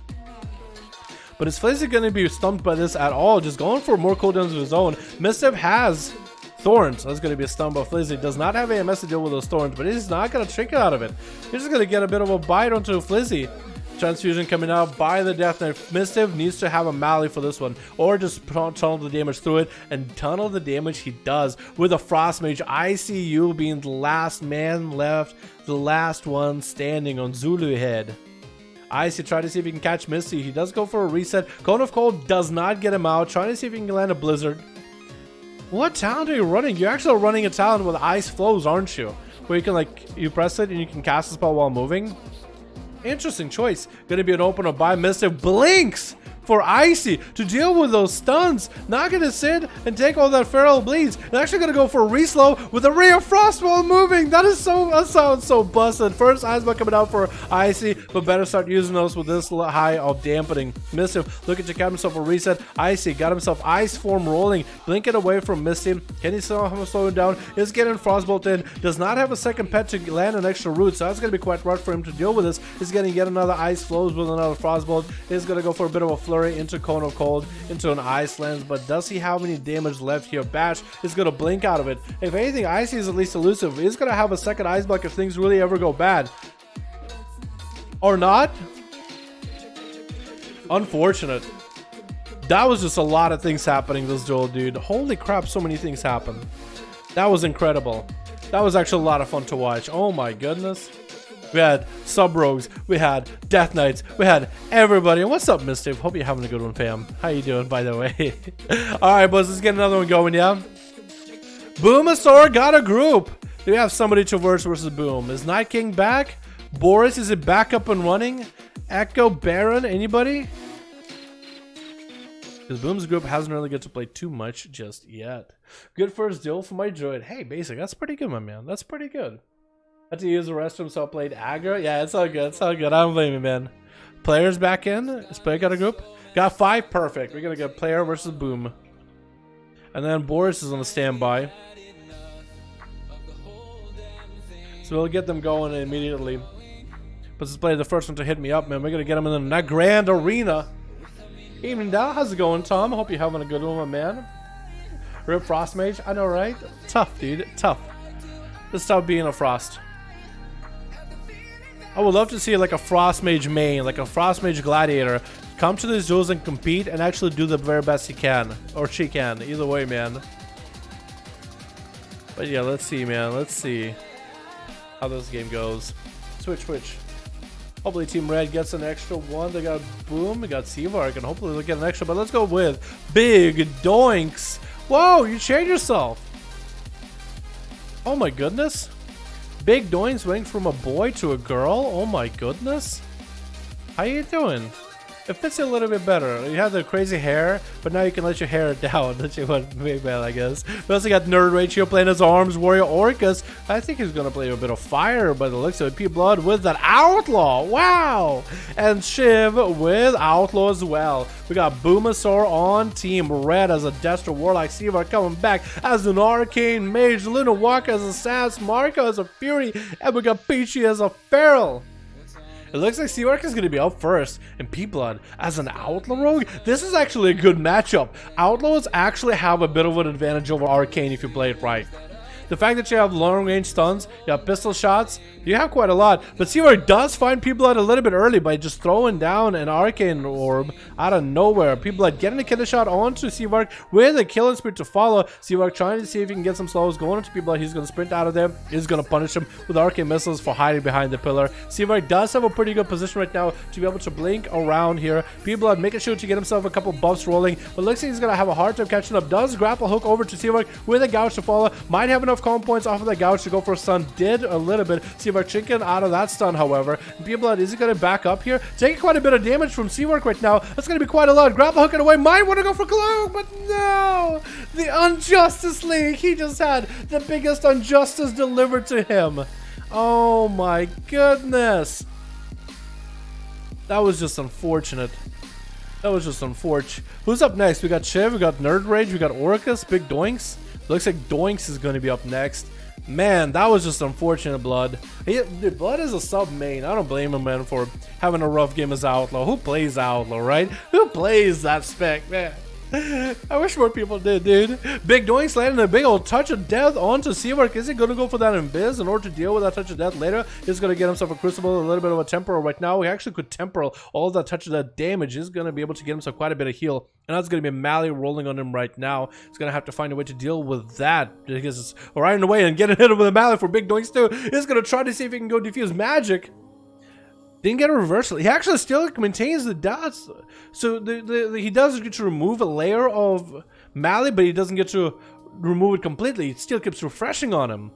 Interesting. Big Doinks and Seavark down to Malleys. That's going to be a 2-minute trinket. Not available for a while. Big Doinks pushing up a little bit early though. Is going to get hit with a slow. Does wall this damage from Seavark. But that's going to be a defensive down. So Big Doinks. Wall down. Diffuse down. Karma up. He might have something else available later. So I'm trying to get a slow into Seavark. But playing against an RK mage who's all about slows. Come on, dude. Missing that polymorph. Or dodging that polymorph, ducking behind the pillar as Seavark tries to go for a little bit of CC. Is going to get an interrupt onto Big Doinks, but the incap is not a magic spell. It's going to be a physical into a leg sweep, into a bit of Fist of Fury. Seavark going to take some damage out of this. Maybe Whirling Dragon Punch to follow after. Is going to get himself a temporal. And Big Doinks is going to stop his damage at a moment as soon as he sees that temporal up and running. Seavark getting a shield up. And he's going to try to see if he can kind of coax Doinks away from the pillar. If he can somehow get Doinks away from the pillar, out in the open, use up all of his rolls, he might be in a bad spot. Doinks going for a bit of a Tiger's Lust. Seavark needs to solo that immediately. Doinks refreshing himself back to the pillar. That's going to be quite a hefty dot flowing from Seavark onto Doinks. He's going to be using the Underrot, what is it called? Voodoo Doll? The Underrot Trinket, Underrot Voodoo Trinket. In order to put quite a big damage onto Doinks. It is quite a good trinket for PvP apparently. But Doinks is going to go for a bit of heals. 2 minutes in. They're going to have the Malice available soon. So at least it's going to be quite a bit of pressure that both of those guys will be able to do for one another in just a little bit of time. Seavark has not popped any of his offensive cooldowns yet. So he's still saving a lot of that masterful like burst that you can do with Arcane. But I think he's just waiting for a perfect opportunity to get Doinks out in the open. Rolling out. Doinks could back up. He is next to one of the pillars. Invis coming out for Seavark, so he might be able to land a poly. Instant trinket for Doinks into an incap onto Seavark. Touches that to follow. Does have a trinket if he wants to use it. Might be able to, decide to go for trinket and maybe a temporal right after. Trying to deal with that touch of death as best as possible through the temporal. Arcade Blaster coming out onto Doinks. He's actually not going to be able to catch up to Seavark after using Dragon Kick into a roll to follow. Seavark still has a blink available into more slows. As soon as Tiger's Lust coming out, Doinks has his one last roll that he just got to use. Seavark using the gnome racial in order to get himself out of slows into maintaining Doinks out in the open and be away from a pillar into some arcane missiles to follow, but canceling those. Hoping to maybe get a blink interrupt onto Doinks. I think he kind of tried maybe a Maledict instead actually. Doinks does have diffused magic, so you could reverse it back to Seavark and maybe could have went full offensive on it, but actually the biggest refresh on a Maledict does refresh back on Doinks and actually puts himself in a bad spot looking to play defensive here. So I think this monk is going to extend the game just to maintain his health as best as possible. Because if you're not careful with an Archimage, you could lose. Polymorph coming out for Seavark does not get it as an incap comes out instead. Temporal up for Seavark is going to be able to deal with some of that Fist of Fury damage. Maledict though is rolling on Seavark. That's going to be quite rough. Going for that Invis does give him that 60% damage reduction. Looking to maybe get another Polymorph onto Doinks to put him out in the open. But Seavark, I feel like he's just going to have a really hard time dealing with Doinks in terms of just the raw damage that he puts out. So we're looking to get himself as much food as possible. Blinking away to repoly. Doinks did get himself quite a bit of feast though. That was well done. But in terms of the damage you could put out, like, I don't know, it might be tough. He should have his Voodoo Trinket. Actually, Voodoo Trinket up and running right now. Seavark can go for some big damage. Could Ice Block this if he wanted to, but might actually have to sit it. Because if he Ice Blocks right now, he might make himself completely defenseless. Trying to burn through his Karma ASAP. He's still firing those Arcane Missiles into it. Getting a temporal up and running later. I want to say Big Doink so far has had the massive advantage of a monk. The mobility and the ability to disengage even from an arcane mage with all those blinks is just super easy for Doinks to work with. Seavark not having the consistency of damage. Not really being able to really ramp up some crazy bursts either. So it's really like, it's like maybe the damage is too consistent but it's all about like lone cast. It's all about like, I don't know, like I guess the consistency comes from him being able to, let's say, get a bunch of arcane missiles back to back, but he doesn't always get procs for it. It's like very proc based. Arcane is full of surprises. Look at Arcane Missiles damage. That's actually doing quite good. Getting back to back on those. Seavark actually able to put some pressure onto Doinks. Touch of Death is going to be coming down.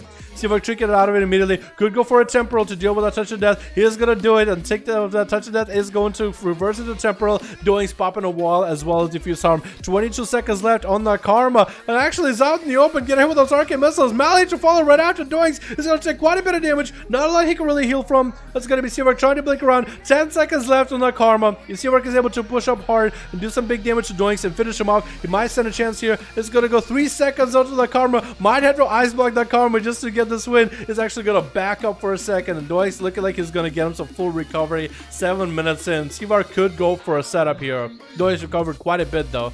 There's a Fury coming out. No Karma, no nothing. Mally rolling into Seavark. Needs to slow him down. Doinks looking like he's going to reposition back. RK Missile shredding through him for quite a bit. Does blink around. Does not get to interrupt Doinks in his cast though. In-cap keeping Seavark at bay. Does he even have a blink available now to get back to Doinks? He does. Does not go for RK Missiles though. That's going to be another blink Crucible into yet another slow. RK Missiles right after. Do they do enough damage? They do not. Doinks Vivifys are going to sustain him. In a port away. It's just the most mobile caster versus the most mobile melee. But I feel like Doinks is just setups. And Seavar can just deal with them super easily if he's careful with them. Like every time hit and run strat for Doinks, so he has his hit and runs. But for Seavar, like sometimes he does damage, sometimes he doesn't. You know what I mean? It's like a marksman, but like less bad. Oh, Doinks actually going down. That was the under rod voodoo trinket with a bit of those arcane missiles, well-placed blinks, and down goes big Doinks. Second person on Team Blue going down with Shiv going up next as an Outlaw Rogue versus Seavark, trying to see if he can get himself a setup.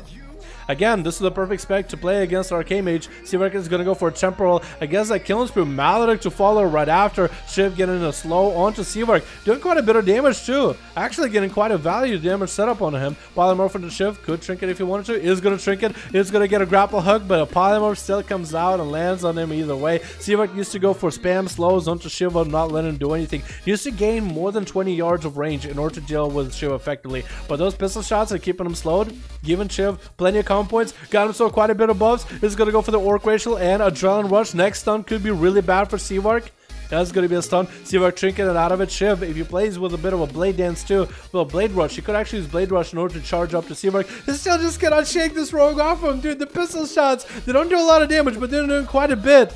That's going to be a Polymorph for Shiv. It does break Polymorph again. Seavark finally has the range he needs in order to deal with Shiv. If he's able to maintain the dot damage on him, or at least you're able to maintain some sustain. Ice block coming out for Seavark as you saw the between the eyes come out for Shiv. Mally fully just absorbing all the rogue's healing.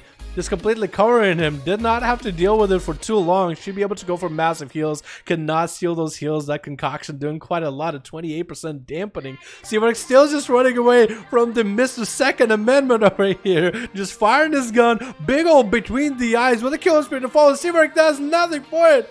Now it's going to be down for the count with Shiv taking him out. Next up is going to be Marco. Now that's another class that Outlaw actually has a pretty good setup against. It is a warrior. It is a lot of physical damage. Even arms will be usually tough because it's all plate.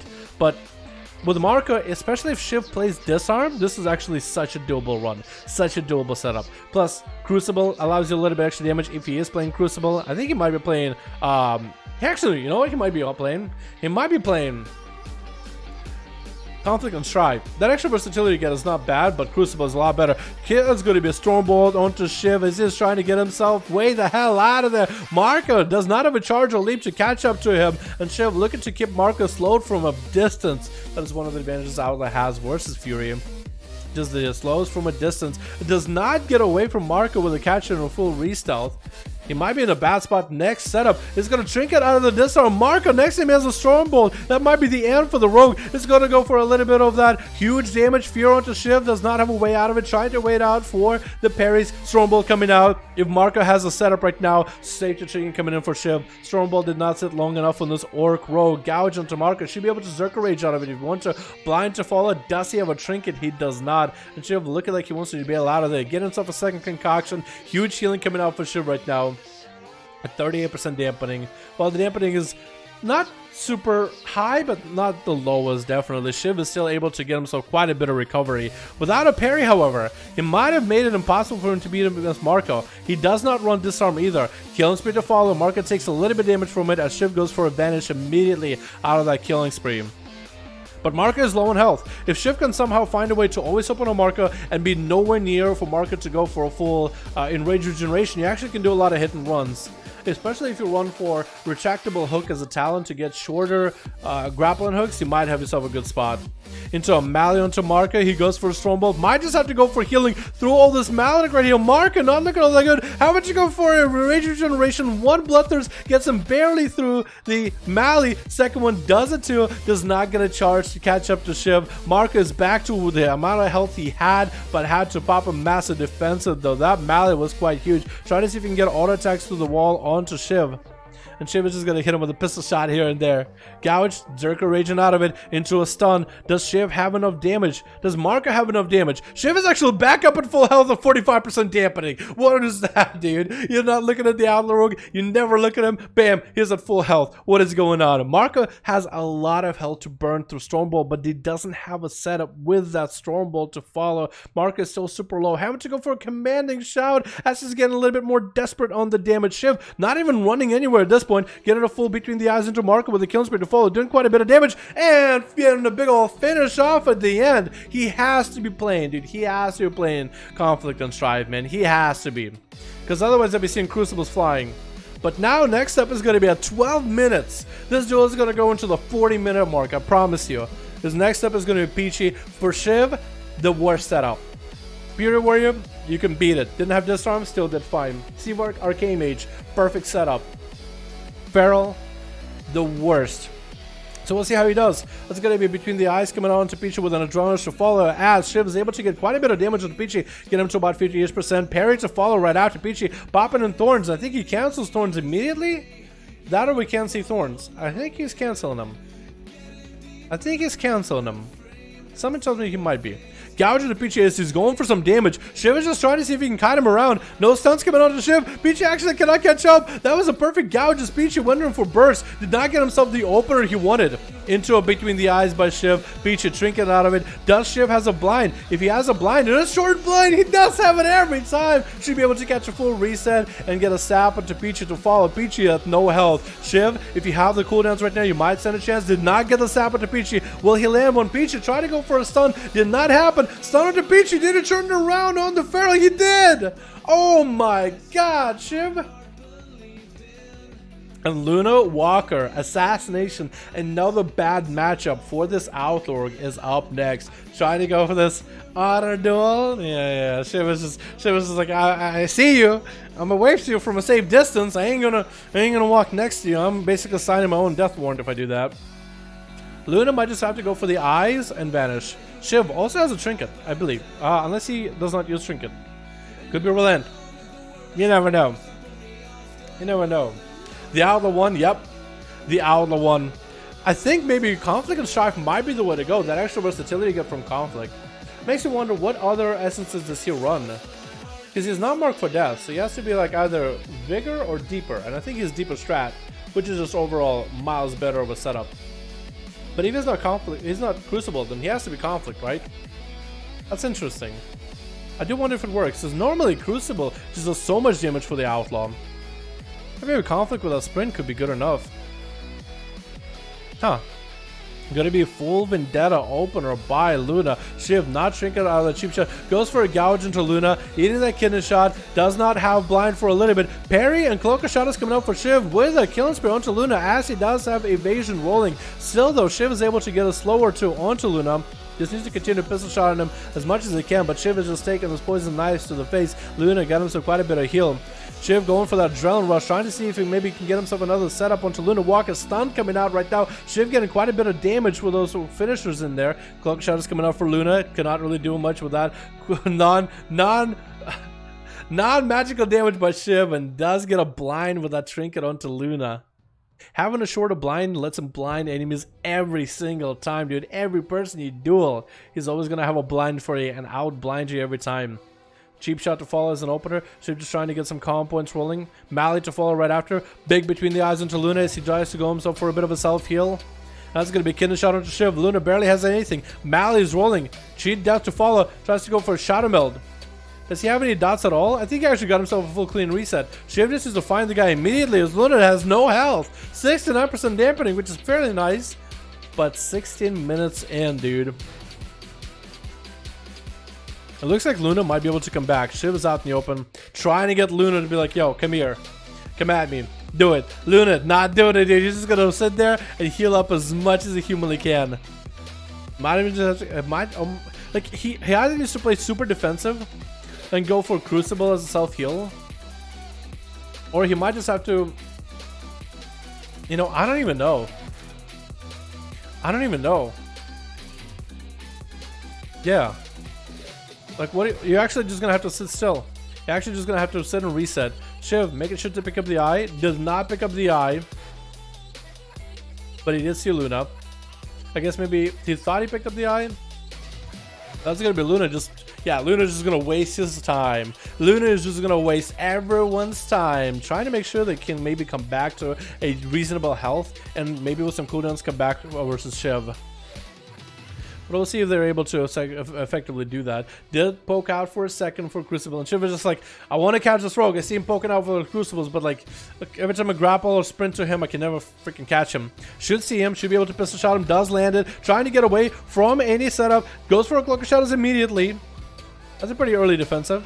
Luna also going for a Cloak of Shadows as well, as if it really does anything for him. Parry coming up for Shiv. Luna is going to go for a bit of a vanish. Does Shiv see him?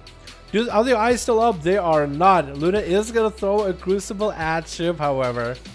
Does the rogue get to find him? Pistol shotting. Does get it. Blind onto Luna, who trinkets out of that one. What an early blind. Luna should have one coming up very soon. Shiv actually went for a vanish.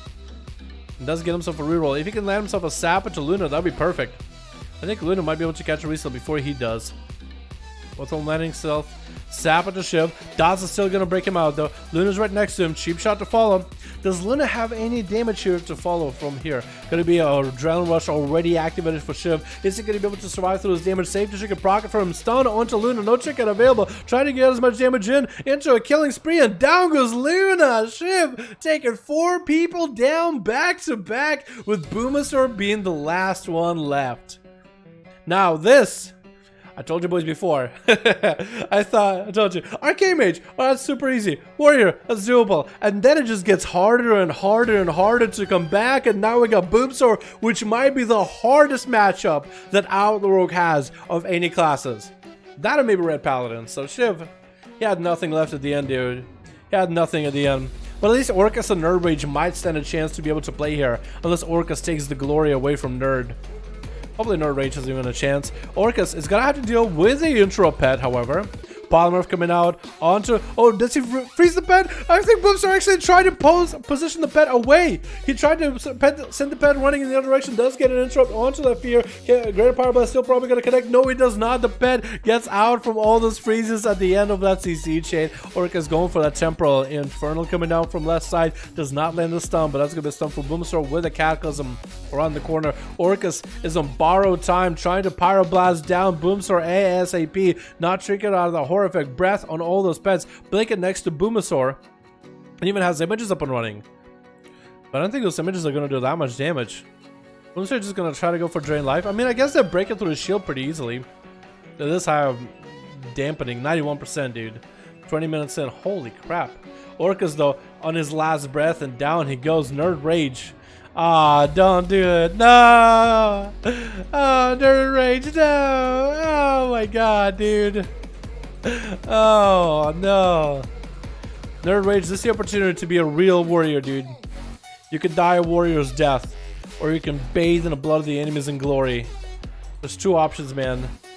You don't really get either one of them. You don't really get to choose. The gods decide your fate now. The gods of Valhalla.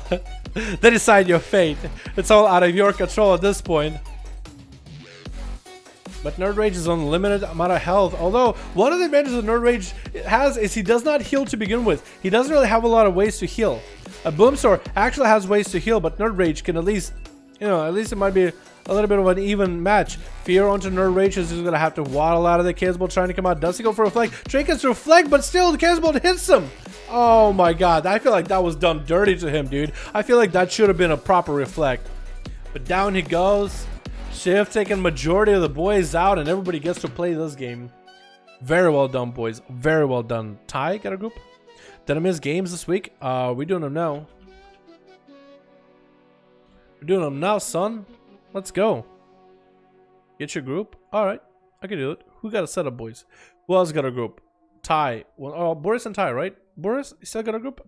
Because I know last time you were like, ew, I want to play. I'm away to Stormwind. Go for it, dude. I'll be out here. I'll be out here chilling. We're straight up chilling, dude. What a sec. All right. This seems so difficult. To play or to play against? To play against, yeah, it's a little bit rough because this is like you can't outrun it. It's always pistol shots, stuns from a distance, grapple hook, gouge. Like it's a weird spec, dude. Not a lot of people play against it. It's a hard counter. I feel like I can't do anything. It's a pretty hard counter to Arcane Mage. Like if you play it right, it's a pretty hard counter. Affliction is bad AF, dude. I feel like on a good Affliction world, I could still make a big play in these duels. You know what I mean? I feel like they go, what's up, Luke? How you doing, my man? Hope you're having a good one, my dude. Hope you're having a great one, my man. Sitting here like 90% damp, I feel. I know, right?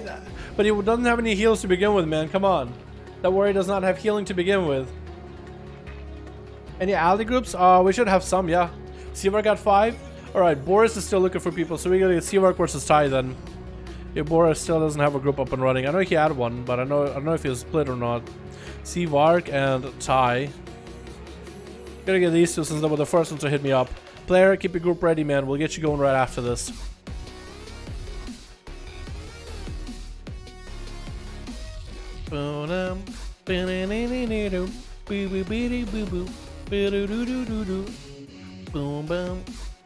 I think we bugged it, but it's okay. We'll figure it out in a second, boys. We'll give it a minute and then we'll requeue. Because usually it does that instantaneously. Hope you guys are all having a good one, by the way. Oh, it's super fun hanging out with all of you. Although, I'm telling you guys right now, tomorrow I might take a day off. I'll see how I'm feeling. But tomorrow I might take a day off. Name of the current song, Dalaran? I'll get you the whole playlist, dude. I'll get you the whole playlist. This is everything we listen to when we do the duels. Q dropped one more time. Alright, cool. I'll be doing the male voodoo combo in 3s. Mali voodoo combo in 3s. It's so damn good. And pretty much you just use an arena spec, not dueling spec. See how it works in 1v1s. Yeah, I feel ya. That actually is really good. Yeah, the voodoo trinket is really good for casters. And the maledict is also really good for setups in 3s. I can totally see it, man. How do I answer this? Join one of the groups that are up and running in LFG and participate, my man. Everybody is welcome. We got a queue. Let's see what happens. It's really good for Arcane because it's a good filler damage. Yeah. It's definitely like a really good trinket because every 1 minute you have something to use, basically. If you use them on cooldown. Or I guess every 1 minute 30, but you could extend it to every 1 minute. I can feel you though, dude. Like, you'll use a Mali, and then the rogue will try to do some damage, and then the rogue will use their Mali, and then you'll throw that trinket for extra damage. Yeah, it's recommended, apparently, by a lot of people. Today is NA day if you want to join the group of PvP Custom Baron. Appreciate you for letting me know, man. Alright, let's go again. Let's go again. I think Seavark or Ty. Someone's going on there. There's Ty. There he is. I see ya. We gotta go again. Does gesture every game? Yeah. Almost got 2300 playing arms. Arcane Pally. 3s is rough. Gestures every game. I haven't really done too many 3s, man. I've been doing 2s with Spart. That's about it.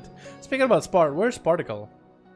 I need to get some more 2s done with him. I have a lot of fun playing those with him. It's super fun. Alrighty, boys. We get another arena going. Another 5v5 1v1 duels, boys. Hopefully Team Blue fills out a little. Twitch. We got ourselves Team Red with Boomasaur as a Destro, Seavark as Arcane. Unless he's about to fire. We got Marco as a Fury Warrior, Peachy as a Feral, and Valorip coming back as a Red Paladin. That's one of my more preferred Paladin sets. I really like the. I'm not a huge fan of the helmet. I feel like it makes it look like this weird bird thing.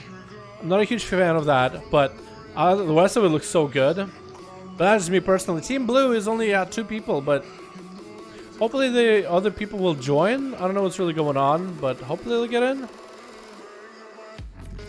But it looks like Dad Red is up net first as an arms warrior. Do they not need anybody? Is this guy just gonna 1v5 everybody? Dad Red getting a storm bolt onto Marco, who's gonna human rage a lot of it. Blood of the enemy coming out for Dad Red immediately. Is he gonna go for a big setup? Actually getting hit with the storm bolt right after. Trinkets out of the storm bolt with a parry to follow. That's so much for blood of the enemy damage. He's gonna get a parry rolling. Marco just trying to see if he can slow the arms warrior down a little. Disarm to follow. Dad Red just doesn't really have a lot to work with here as he gets a big old avatar damage rolling. Trying to get a setup, but doesn't have a lot of health. Ty, do you even have a group, man? I don't really...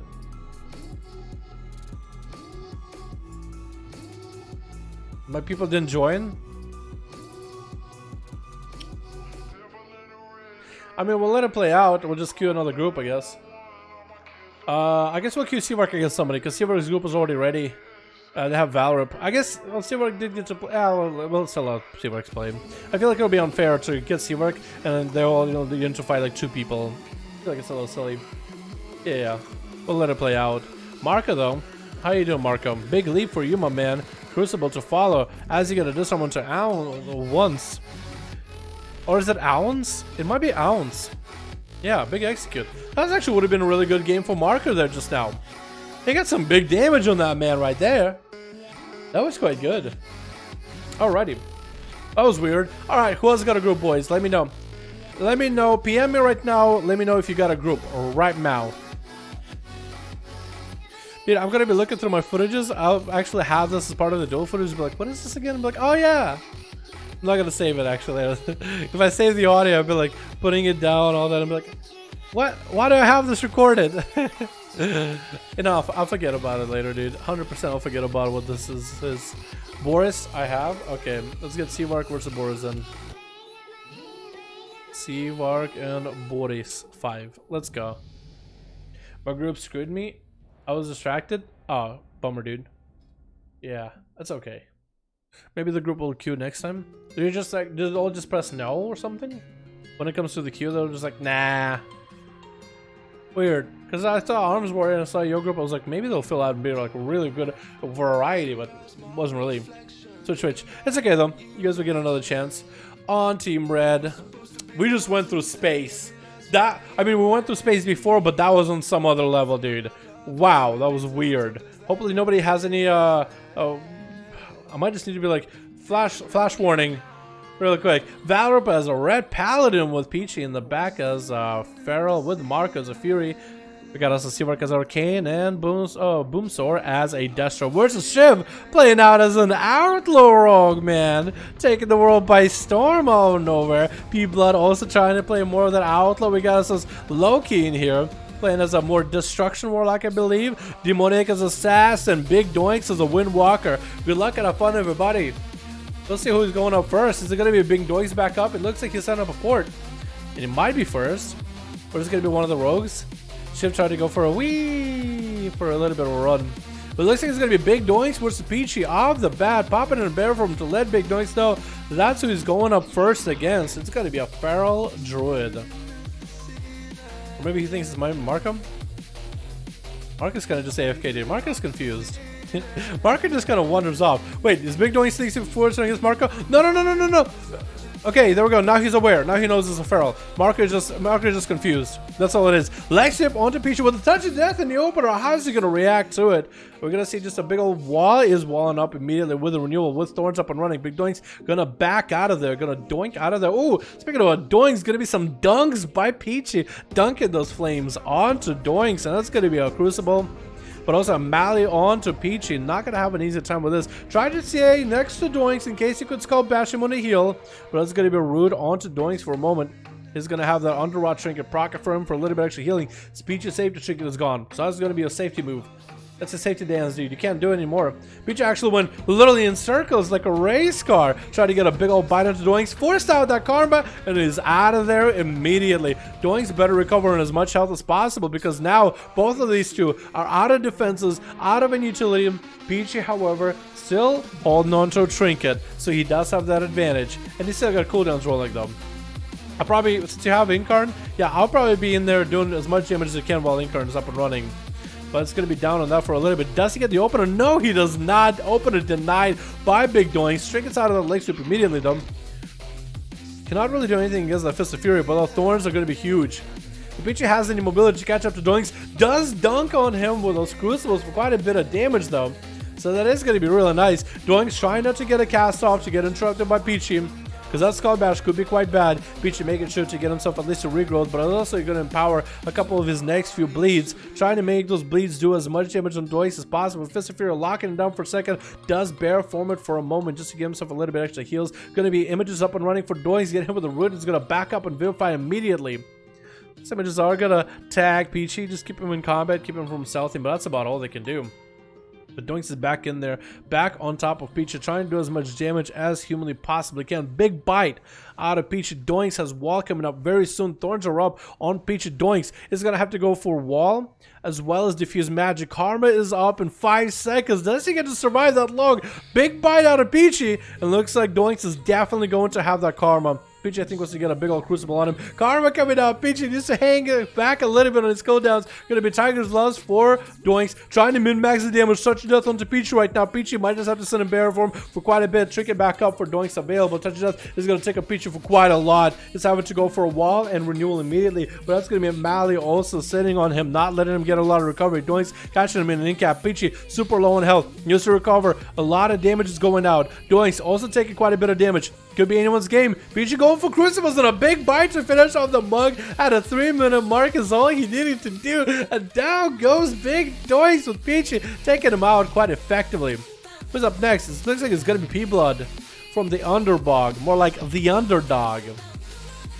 P-Blood is the underdog, dude. He is the underdog. He's playing an Outlaw and he's like not even an Outlaw main, so that's going to be quite a tough game for him, honestly. Landing a sap on Peachy. Being an Outlaw, Peachy definitely has the advantage here. Gonna be a shot, not a Shadow Strike, ambush. Keep forgetting it, dude. Keep forgetting it. You don't see that animation unless it's Shadow Strike by Sub-Rogues anymore. But it's gonna be Thorns up and running for Peachy right now. So P-Blood really cannot engage him.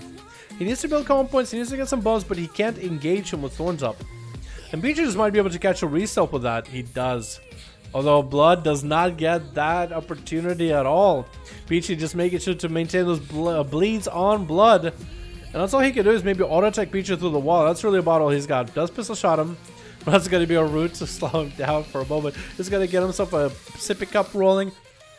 And that's going to be a stone onto Peachy while he's in bear form though. So that's not going to be a lot of damage. Getting himself quite decent buffs for damage though. Killing Spirit to fall onto Peachy to stay on. And Peachy catching a result into a stun onto Blood. Blood might be in a really bad spot right now. Could there be a parry? Could that be maybe a blind to disengage? As Peachy does have cooldowns rolling. This might be actually a good opportunity to go for a blind as Peachy has Incarnation up. Blood is just going to go healing through all of this though. Good thing Outlaw got those concoctions. All those sippy cups to work with. Stun onto Peachy. And Blood is trying to go for a Mark for Death run through. Just trying to do as much damage as he can to the Feral. Into a parry right now. Peachy's Incarnation is down. He's just looking to disengage away from Blood with a root. Leave him away from him. Bleeding, confused, and alone. 5 minutes in though, boys. Dampening rolling up. And Blood is still not really finding himself an opportunity to really get some damage on Peachy. Peachy so far hasn't even popped too many defensives where he felt threatened. And Blood, he's just losing out on health little by little. Root, Peachy is going to trick out of that root. Could be a perfect opportunity for Blood if he had some real good cooldowns. But he's going to have to vanish out of there, get himself a sippy cup rolling. Peachy is going to smack him with a Crucible. Double Crucible to fall. A Clucker Shot is up for Blood. But looks like he's just going to... If he has bleeds on you, I don't think you can come back. Yeah, those bleeds going to kill you. Wait a minute. Wait a minute. Are those bleeds going to be the downfall of you? Did get himself a feint for a second, but I'm pretty sure he doesn't play feint as a talent. Like elusiveness. Bleeds. He is not quite dead. He is getting himself some regeneration by being out of combat. Killing Spear onto Peachy. Not really sure if that's a good idea. Into a gouge to follow as Peachy does get over a big old bite. Into a stun right after him, but Blood is completely out of options right now. Doesn't have a blind, doesn't have a cloak, doesn't have parry, doesn't have anything for a bit of time. So all he could really do is maybe try to land a Sabbath, and Peachy does not get it. Gonna be a trinket, and down he goes, and Peachy taking him out. Shiv is gonna be up next. Just had a hell of a game versus Peachy, and should be able to have a hell of a game right now. Just looking to sprint away from Peachy, not hit Thorns at all. Might be able to hit him with a pistol shot or two, but Peachy is just going to use this time to get himself a full reset. Get himself regrowths and maybe an opener. As long as Shiv doesn't have too many bleeds on him, he might be fine. That's going to be an opener by Peachy. Should be able to get some good bleeds. Big bite actually onto Shiv right now. Could go for a root. Yeah, exactly. This is gonna do. Just go for roots and try to see if he can just let the rogue bleed for a bit. Cloak shot is coming out for Shiv so he can get offensive. Gonna go for a blood. Full on adrenaline rush. Orc racial coming out. Lots of energy coming for him. Could get a stun to Peach right now. Is gonna get a stun. Could be quite a lot of damage right here. But it looks like he was kind of down on cooldowns a little, or down on energy a little bit. Killing spree to follow right after. Peach walling this up. Just gonna go for a gouge, maybe a blind after? Nope, not blinding. Just gonna wait it out. I think the idea for sure right now is to get Peach as low as possible, and then go for a blind reset on him, and then nuke him down.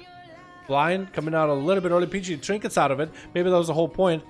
Shiv is gonna have to grapple hook way away from there. Took quite a bit of damage from those crucibles.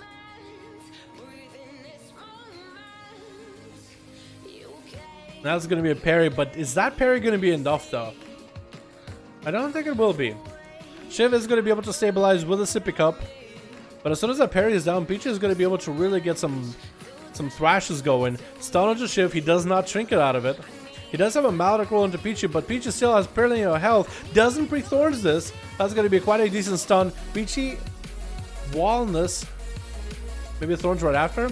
Because Shiv just got nothing left really. Safety trinket is up. Peachy played it super safe, super careful, instead of really letting the rogue have his way with him. No trinket available for Peachy though. Should have a renewal sometime soon. Shiv does have a trinket. He's going to use it right here. Might have a blind coming up very, very soon. Another stun onto Peachy. No trinket available for the Feral. Does give him some quite a bit of a heal though. So the hots are doing quite strong for him. Safety trinket coming out for Peachy. And with all those defenses, Peachy still had a safety trinket. So Shiv definitely has one of the hardest runs here. Might be able to go for a sap, but Peachy does not get it. Have to go for a feint. He's going to have to go for a gouge instead. Get him some buffs. Not the best buffs in the world, but might be able to get some cooldowns back. Killing spree to follow. No thorns for Peachy. Into a big old bash onto Shiv. I think he might be down for the count. Peachy doesn't end the game right there, though. He actually is looking to bail away. Into a stun by Shiv. Looking to maybe get the most amount of damage into Peachy. Doesn't really have a lot left here. Could go for a blind. Peachy is trying to dunk on him with the Crucibles of Flame. Shiv's still alive right now. Second stun onto Peachy. Super low in health. Might be going down. Gouges, he gets a big old bite into Shiv. Cheap shot, but does go down regardless. I feel like Peachy was BMing him at that point. Like, got out of cat form and just dunking flames on him. That could have been anyone's game, dude. I was way too close for comfort. You want to get him with a rake stun, and Peachy is just looking to get away from the guy's a Maledict, who's just going to shred right through him, dude. Trying to get the swift bits and reduce rolling. As soon as Mally's down, he needs to min-max the amount of healing he can get at 29% dampening. Because this is super rough, dude.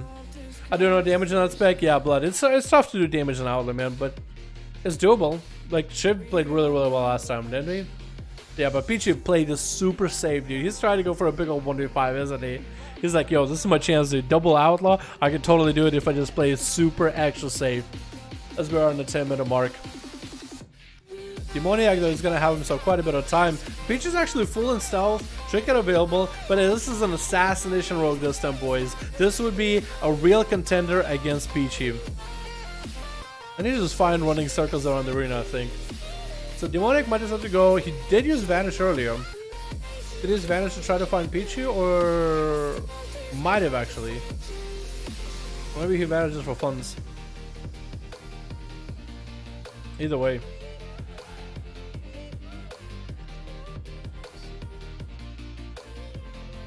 Demoniac is going to camp the eye. At this point, it might be not a terrible idea just to pick up the eye to find Peachy. But, because Peachy's got to wall back up soon. But for Peachy, this is perfect. The more time is wasted, the better it is for him. No, he actually pokes out a bear. Never mind. I guess he felt like, you know what, I have enough health. If Boomstar wants to set up a Warlock Hellstone for Peachy, that is allowed, by the way. If Boom just wants to drop it, Peachy wants to pick it up. It's part of the 5v5 1v1 duels. If you have a warlock, you can use those. Get a shot at the Peachy and trick us out of it immediately. As Demonic does go for a full vendetta with an evasion up and running. Peachy's actually going to take quite a bit of damage right now. As long as he can take it up, he'll be fine. Fashion and Demoniac, but looks like Demoniac is playing that relentless, so it's going to be really difficult for him to get out of any CC. However, shorter CCs is going to make it harder for Peachy to truly, constantly line up all his setup. Because right now he has the muscle memory for how long the stuns are going to go for. That's gonna be rough. Does get a restun on Demoniac. Needs to go for those roots. Trying to dunk on him with those flame. Shadow Step coming out for Demoniac with a mallet to fall and a kidney shot onto Peach's Demoniac. Save to trick it procs. If Peach is able to survive past the mallet, save to trick it proc it for him. He might actually be able to stand here and stand toe to toe with Demoniac. Barely any health on both of them. Blind on the Peachy. No trick available. He's out of form. Demoniac, this is your game to lose right now. This is your game to win or lose at this point. If you make a mistake, this is it. Gonna get a Crucible onto Peachy out of that kidney shot. Peachy is gonna get hit with a cheap shot. Bear from right now. Down he goes. Not a lot you can really do essentially there. Not a lot you could essentially do. Let's see if I can just look into what is that? That's like the shortest. That is the shortest Warlock gate. That's just troll right there, dude. That's troll. I think that's what I think Boomstorm tried to set it up for Peachy. It's like he's not gonna win, but let me set up this gate. Might be able to take it and dodge the kidney shot. We were just taking a selfie. Look at you, my dude. That's a cool mog, by the way. Isn't that what Volts wears? That's a dope ass mog, though, dude. It's actually really cool looking. That was a wide shoulders, mop, belt. I like that sword, dude. The fact that it goes in your back, that looks awesome. Kinesha coming out for Demoniac on to Seavark.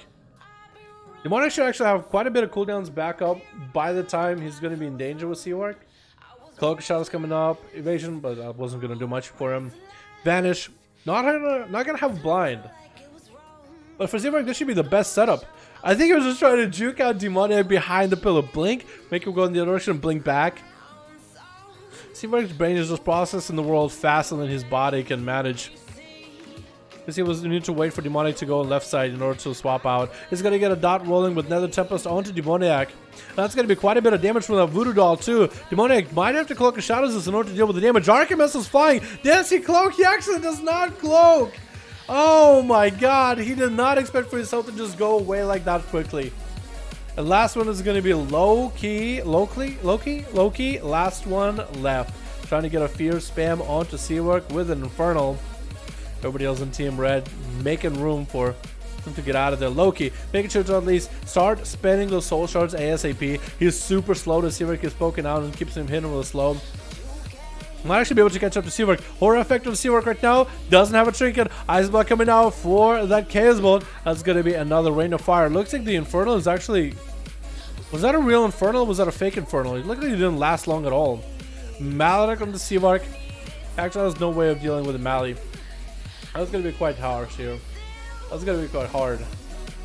But he did get invis for a second. If he can somehow come back, this would be crazy. Loki making sure to maintain those rains of fire. Use the Warlike Gateway to try to reposition to Seavark.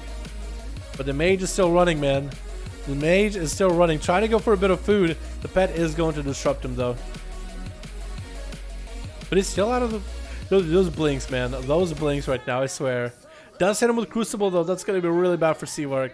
Any dot damage he takes is going to be really bad, and that's going to be a come flag. Not a lot you can do against that dude. It's just... That was just a question of, like, if you have enough health to deal with it. Because almost any instant cast ability out of the Destruction Warlock is just going to just take you down. Loki is going to be able to get at least a dot onto Valor before he peels back behind the pillar. Swapping out for the Shivara pet. Actually, yeah, it's Shivara, not Succubus. Remember Shivara was like the staple for Miss Pandaria? I think it was like a talent where it made your pets like a better version of them. But I think in PvP that was like the best choice. You wouldn't want to go normal Succubus, you actually wanted a Shivara. But then that's when Succubus and Shivara had a knockback effect. If anybody remembers that. It's going to be Valor trying to take a lap all around Loki. Just tried to circle him like Stark Circle Prey. Gonna use a little bit of that waterfall effect down the middle to create a little line of sight. Chaosbolt flying for Loki. Actually, Valor does get pathed away from that Chaosbolt away from the line of sight. Crucible coming out for Loki is gonna get a big old Chaosbolt to Valor, who's out in the open. Should take quite a lot of damage here with a horror effect in the future to follow. He's going to actually trinket out of it. He's going to try to min-max the damage onto Loki, but the Infernal coming down. Loki trying to see if he can get some damage out, but bubbling past the Warlock. Chaos Bolt. Loki can still end up taking out Valor with the next Chaos Bolt. Setting it up. He's prepping one up. Hitting Valor. He had himself a shield advantage to pop super quick. Loki trying to get another Chaos Bolt up and running. Flashlight lights are coming out for Valor, but now he does go for a bit of a rain of fire. Valor still could go down to the Warlock's pet. One can flag is all he needs. Hodge onto Loki. He trinkets out of it, trying to see if he can kill Valor, but now he got himself Flash of Light, Underwater Trinket proc him, barely any health left, gets him hit with a cone flag, double cone flag, it actually goes down. Loki being a destruction Warlock, just reaping havoc for the enemy team. The next up is going to be Boomasaur, swapping out for a Felguard pet, not a Felguard, Fel Puppy, Demon Puppy is what I like to call him. It's going to be an emulate opener for Loki. Boomsaur should have a very easy time with this. Both of these Warlocks going to lock down on fire. That's going to be Loki banishing Boomsaur's pet away with a horror effect. Trinkets out of it immediately with another Casbolt. Double Casbolt to follow. Loki getting hit with a fear. Boomsaur hit with a Maledict though. And I feel like Boomsaur still has the most advantage here. Horror effect, Infernal, freebie Casbolts. All Loki can do is maybe get a fear onto Boomasaur. Does not ever reflect, and down he goes, dude. Loki came in, and even though the game was super far into dampening, he still came back with a big old blast or two, dude. That was crazy. That was actually really, really good. What's up, XZ? Plus, we got Macho in here, too. Wait, this guy is using a toy, isn't he? Yeah. This guy's actually PvP, and this guy's PvE. What's up, boys? How's it doing? Are you looking at me? Are you looking for me? Are you looking for me? I think he's like, yo, don't touch him. Don't touch him. You're not allowed, dude. It's off limits. Alrighty, boys. What time is it right now? It is... Wait. How's it going? Bow? Bow to you too, my man. What's up, XZ? How you doing, my man? Hope you're having a good one, my dude. Hope you're having a good one. Alright, boys. Do we have it in ourselves to do at least one more? Do we have it in ourselves to do at least one more? Got my 5. Is this Ty? Do you get chat banned again? Okay, you got your 5. Alright. I'm gonna guess it's Ty, right? We're gonna get you in here, dude. When will Blizz fix old loading screens? What do you mean? Like, how would you fix them? If you were doing it, dude. How would you fix loading screens? One more? Well, XZ says he got his 5. If that's Ty, I got all my friends. Is that XZ? Is that him? I'm gonna check in a second. Dude, we can do one more at least, boys.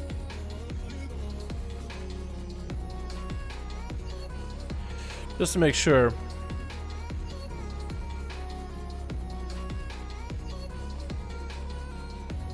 Yeah, we can do it. And Nick Pop got 5 too. Perfect. We got Nick and we got Ty. That should be pretty good. Unless they're the same team, and then it'll be a little confusing, but we'll figure it out. 229 and Nick Pop 24. Here we go. I think we got both of them. We did get both of them. And we got Tolvaron Arena. Ah, I'm not a fan of Tolvaron, dude. I'm not a fan of Tolvaron. It's too big of an arena sometimes, you know what I mean? Like, I mean, it still might be a fun game. Not gonna lie, but it's just a massive arena. And I just feel like it's too big. It's like trying to 1v1. Like, when you 1v1 on Call of Duty, you 1v1 on boxes, dude. You don't 1v1 on, like, whatever. Think of the biggest fucking map designed for, like, 64 people and be like, yeah, let's 1v1 on that. No, you 1v1 on a smaller map so you can find each other much faster. Just too big of a map sometimes, but maybe everybody will still have their fun here. Alrighty, boys. Twitch. We got ourselves Team Blue giving another chance with Dad Rat. Oh, look at that, dude. That's some weird dad bod, dude. That's like some crackhead dad bod. Look at that, dude. That red, though. Playing rogue spec. Playing rogue class to be a red. We also got Flizzy in here as well. ICU, Theld, and as XZ. We might just call you Z, because XZ I feel like it's just too letters that you repeat over and over and over. It's just gonna be sounding weird. Kazoo, we got us a Boomer, but also we got Kazoo. We also got us Marco and Shadow as a DH. Hopefully, whoever is the 5th for Team Red makes their way into the arena sometime soon. Theld is going to be up first versus the Demon Hunter, taking quite a bit of damage in the opener, already down to 50-ish%. Having to go for Vivifies, and Shadow went up in the air, hoping that the monk would stay out in the open, hoping that the monk wouldn't hide and run and hide away from the rain from above. He didn't bring an umbrella though, man, so he had to find some cover. That's going to be Shadow. Should be able to get himself quite a bit of damage. Fist of Fury locking Shadow down for quite a bit, though. Is going to be able to fell rush out of it. Back flipping out of there. Charging right back in. Thel is going to re-roll and overroll a little bit. Stun coming down by Thel, forcing a trick out of Shadow, who is going to go for a full, what looks like metamorphosis, trying to get a Crucible to follow onto Thel. Should have a bit of mobility left, but look at Shadow. It's kind of lacking a little bit. It's kind of just bouncing over the arena. But is going to be able to finally get a stun onto Thel, force and shrink it out of the monk into yet another I-beam. Probably Shadow extending his own metamorphosis with that I-beam as well. It's a bit of a blade dance right after, some crucibles to follow. Thel sitting at half health, but trying to go for a little bit of a touch of death onto Shadow, who actually got an imprisoned on him for a second. Shadow is going to go for darkness. Does he get a darkness? The touch of death he does, completely nullifying that damage. And Thel is going to be kind of out of a cooldown for a little bit. We got Child X in here as well. Why is he named Child X? That sounds a little weird. Same chicken coming out for Theld as he gets himself a karma rolling onto Shadow. He's going to back out of there, get a short stun onto Theld, but he's just looking to kite away from the guy. Backflipping for a second, just to back up for a moment, and Theld is going to retreat back behind his pillar to catch a few heals. Stun coming out with an IV to follow. Does get Shadow his metamorphosis that he needs, but Theld is going to go for a Vivify into a Disarm to follow. Shadow's actually just gonna have to fly up in the air, dude, and see if he can pelt him down from above, but not looks like it's not gonna be happening. I think Shadow needs to get Theld way out in the open, way away from all the pillars before he goes for a rain above, or go from rain above defensively, like as, let's say, Theld goes for a full setup. That might be the best way to go about it. It's gonna be a bit of a tussle between the two before Theld can really get in there. Looks like he was doing a bit of stretches while he was in the prison. Thel dropping down to half his health, does get a stun onto Shadow. It's going to be a little bit delayed with his images, but looking like he got quite a bit of damage into the Demon Hunter, but his health is not looking all that good. No karma for a bit, no wall for a little bit too. It's going to back up for a bit. He is playing around his own pillar, where he can always port back and get himself quite a bit of heals, making sure to reset the gate, or reset the port in order to come back. There's going to be a stun by Shadow, looking to maybe get Thel down low. Disarm to follow, going to actually limit the amount of options that Shadow has in terms of damage. Thel not going to be able to really push up for big damage, is away from his pillar, is actually looking to maybe come back to his pillar, does a wall, might be able to use that wall to maintain some sustained damage onto the Demon Hunter, does him way up in the air, is going to get some fell lances in. Is that enough though? Theld's wall is going to hold strong, is going to spot spam and Vivifies immediately. Shadow still has a trinket if needed, is going to burn that Warlock Hellstone right now. Thel getting hit with an imprison. The Shadow has the stun, shortest stun in the world, however, not going to hold this monk down. Fist of Fury is going to back away from those. Does spawn a Zuendo, so it is quite nice. But Thel is looking for more Vivify. It's going to be an I-beam for Shadow. Next disarm for Shadow could be quite bad. He should be aware of that. Trinkets out of that leg sweep immediately. Going to be Karma and touch of death. Shadow's going to actually take a lot of damage unless he goes for Shadow Meld before that. Does not get the Shadow Meld on the touch of death. He really did try to go for it, but he's going to try to see if he can reverse it back onto Held, but that disarm is still going to keep him on a defensive for a little bit longer. Stun onto Thel. Has a trinket available if things really ever go bad. Not seeing the Demon Hunter in demon form, is going to still hold on to the trinket and get himself a port. Shadow try to see if he can sneak around, try to see if he can fell rush, maybe get an interrupt onto Thel. Thel trinketing out of that imprison, actually. Very interesting choice. That might have put himself in a worst spot ever. In cap onto Shadow for just a second as Thel is trying to get himself Vivify spams rolling. Shadow does not have a fell rush to catch up to him. Try to get an interrupt until now. Stun short, actually might be enough of a stun needed onto Thel. Interrupting the Fist of Fury. Thel might be down for the count here. Shadow might have enough damage. Thel barely has anything. Walling this up right now, and down he goes with a little bit of damage left. Shadow actually flying up in the air as Felicity Cash is going to try to see if he can get some big damage rolling from Mal'Ganis. AM messing all this fell lances flying from Shadow. And Shadow needs to get himself a defensive rolling. That's going to be Darkness available if he needs to. Might have to go Darkness. And Flizzy just walking away from it, letting the pest just harass and barrage Shadow as he does get himself the Metamorphosis. Needs to cleave off of all those pests to get himself a lot of healing, however. And is actually doing quite a bit of health recovery. Flizzy having to go for Lichborn just to deal with that Metamorphosis. And a full new meta comes out for Shadow. 4 minutes have passed since his last meta, so you should be able to maintain on the Demon as a Demon Hunter on the Death Knight. But Flizzy using Death's Advance in order to try to see if he can get away. That's going to be quite a lot of damage. Flizzy actually is out of all defenses completely. Might have to go for Dark Pact, trying to go for Death Strikes in order to deal and mitigate the damage from the Demon Hunter. Double summon to Flizzy. He's looking pretty healthy. Doesn't look like he really took too much damage. The Underworld Trinket does wonders for him. He's still trying to see if he can cut away from Shadow. If Shadow has enough mobility, he still might be able to catch up. Flizzy, though, gonna get himself a bit of a self-heal. Interrupting on Shadow I-Beam, but it's still gonna extend the duration of that Demon form. And is going to be able to find himself some line of sight, which is perfect. But Flizzy does not have a way to self-heal himself, does not play Crucible or anything like that. It might be against his favor, though, at least for the time being. Shadow landing an Imprison onto Flizzy. 5 minutes in, 6% dampening, boys, so it's going to start seeing less and less healing for the both of these two. But a whole new set of Abomination coming down for Flizzy.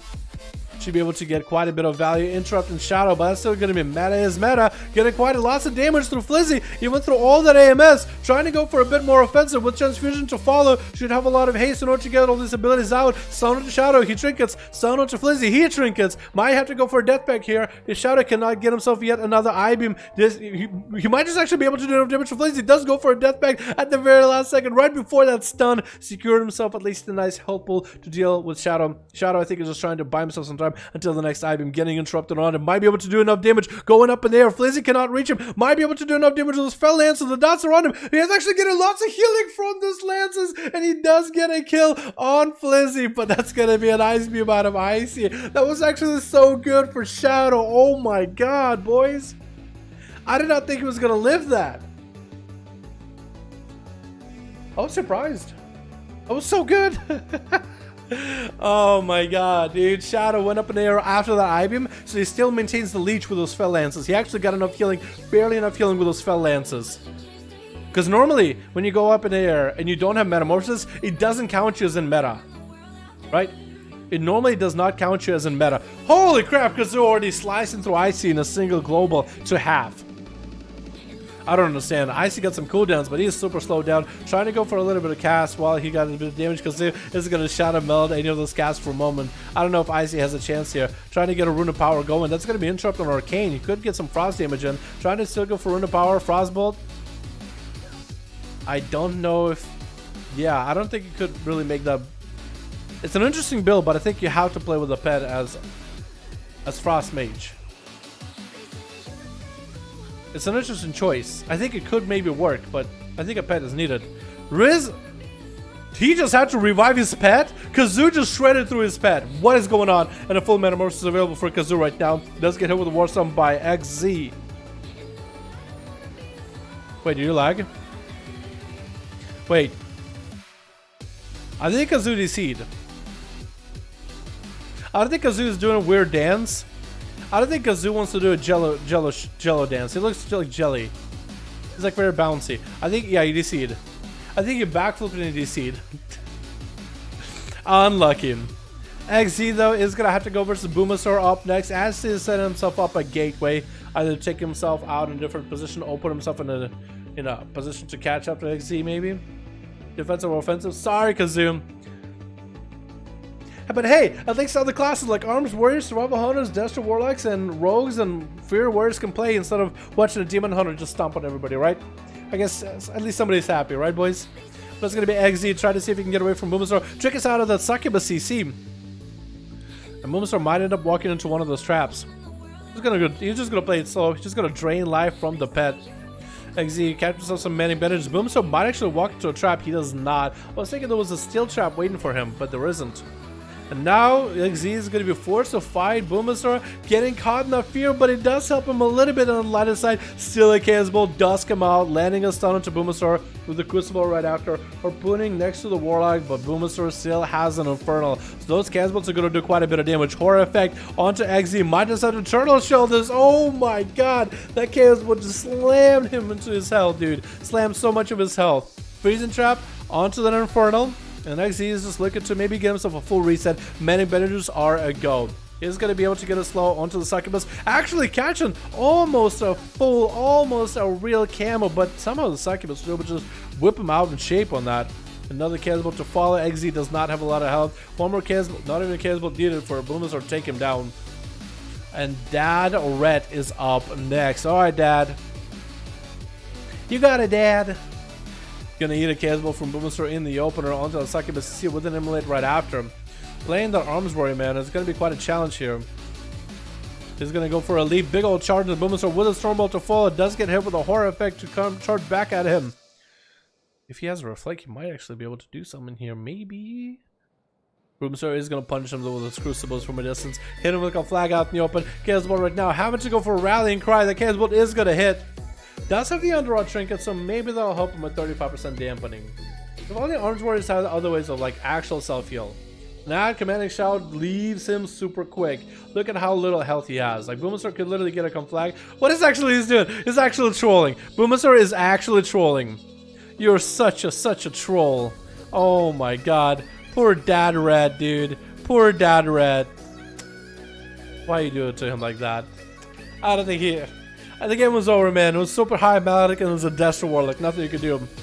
But I was well done by Shadow. Oh my god. Very well played by Flizzy Crash and Held. It made for a really entertaining game, honestly. Made for a real entertaining game. Sad to see how Kazoo got hit dirty like that, man. Sad to see that, man. Alrighty, boys. How you doing, all? I think we've had ourselves a good amount of games. What's up, XZ? How you doing, my man? I know, dude. I know. Fighting against Destro Warlocks isn't super fun. They're really tough right now. But I'm glad I recommended that in like some of the safer classes for PvP side of that video from this morning. A lot of you guys seem to enjoy that one. Yeah, that's okay, man. You can't win them all. There's 10% of the games that you play are unwinnable. 10% of the games you will play are gonna be unwinnable, as a wise man once said. So, yeah, what can you do? Chill Pills versus Snoopy, please. Chill Pills is on NA, Snoopy is on EU. If you can get them both on like a stable PTR server while none of them are lagging, I'd be okay with that. I think that'd be very cool if you could do that. I think we'll be able to do that maybe next, like Shadowlands beta, if everybody gets like an open beta for it. I think it'd be super cool. Stick to Holy Priest? Yeah, Baron, play whatever you want, my man, you know what I mean? I was dancing to my song? Hell yeah, dude. Oh yeah? Was it just like a Celtic jazz, dude? Like a Celtic jam?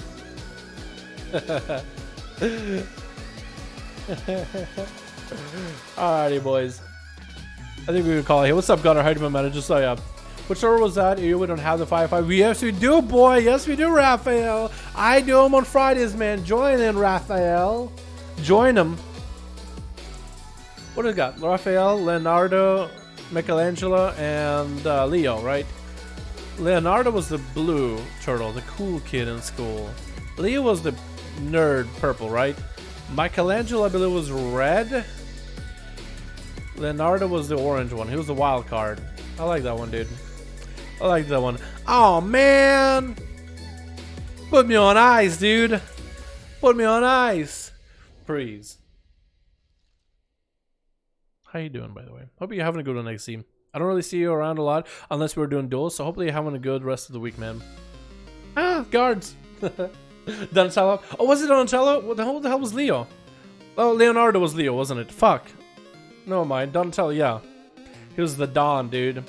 The Don. Did I get shot? Okay, I thought you shot me for a second. The purple one. Yeah, my bad, dude. For some reason, I thought Leo and Leonardo was different, but it was the same one. Anyway, boys, thank you so much for coming by. Thank you guys so much for watching. Hope you guys enjoyed the stream. Hope you guys had some fun I'm gonna go for the evening though, boys. I'm gonna go hang out, eat some food, chill in front of the TV, maybe watch some YouTube, maybe play some classic if Kren wants to, maybe play some keys, maybe play some 2v2s with Spart. There's a lot of things I could be doing for the night. But I do need to edit some videos for tomorrow, so I think that's the first thing I'm gonna be doing. Thank you guys so much. Raffaello, red. Leonardo, blue. Donatello, purple, nerd. And Michelangelo, orange, pizza lover. Yeah, Leonardo was always like... Michelangelo was the orange one? Wait, so... Raphael was red. Oh, okay, I had it wrong then. Okay. It's been so long, dude. Leo, blue. Raph, red. Mike, orange. So Michelangelo was the orange one. Okay, I confused those two. Yeah, so... yeah, it shows you how much I remember it from when I was a kid, dude. But I used to have that shit in Russia, dude. It was like simulcast, translated, or whatever shit you call it. But it was like we had that shit in Russia, dude. Like the original one, dude. The OG one. I had that shit in Russia. I don't remember. It was so long ago, though. Holy shit. Anyway, boys, thank you so much for coming by. Thank you so much for watching. I'll see you, all of you, next stream, boys. Alrighty? Peace.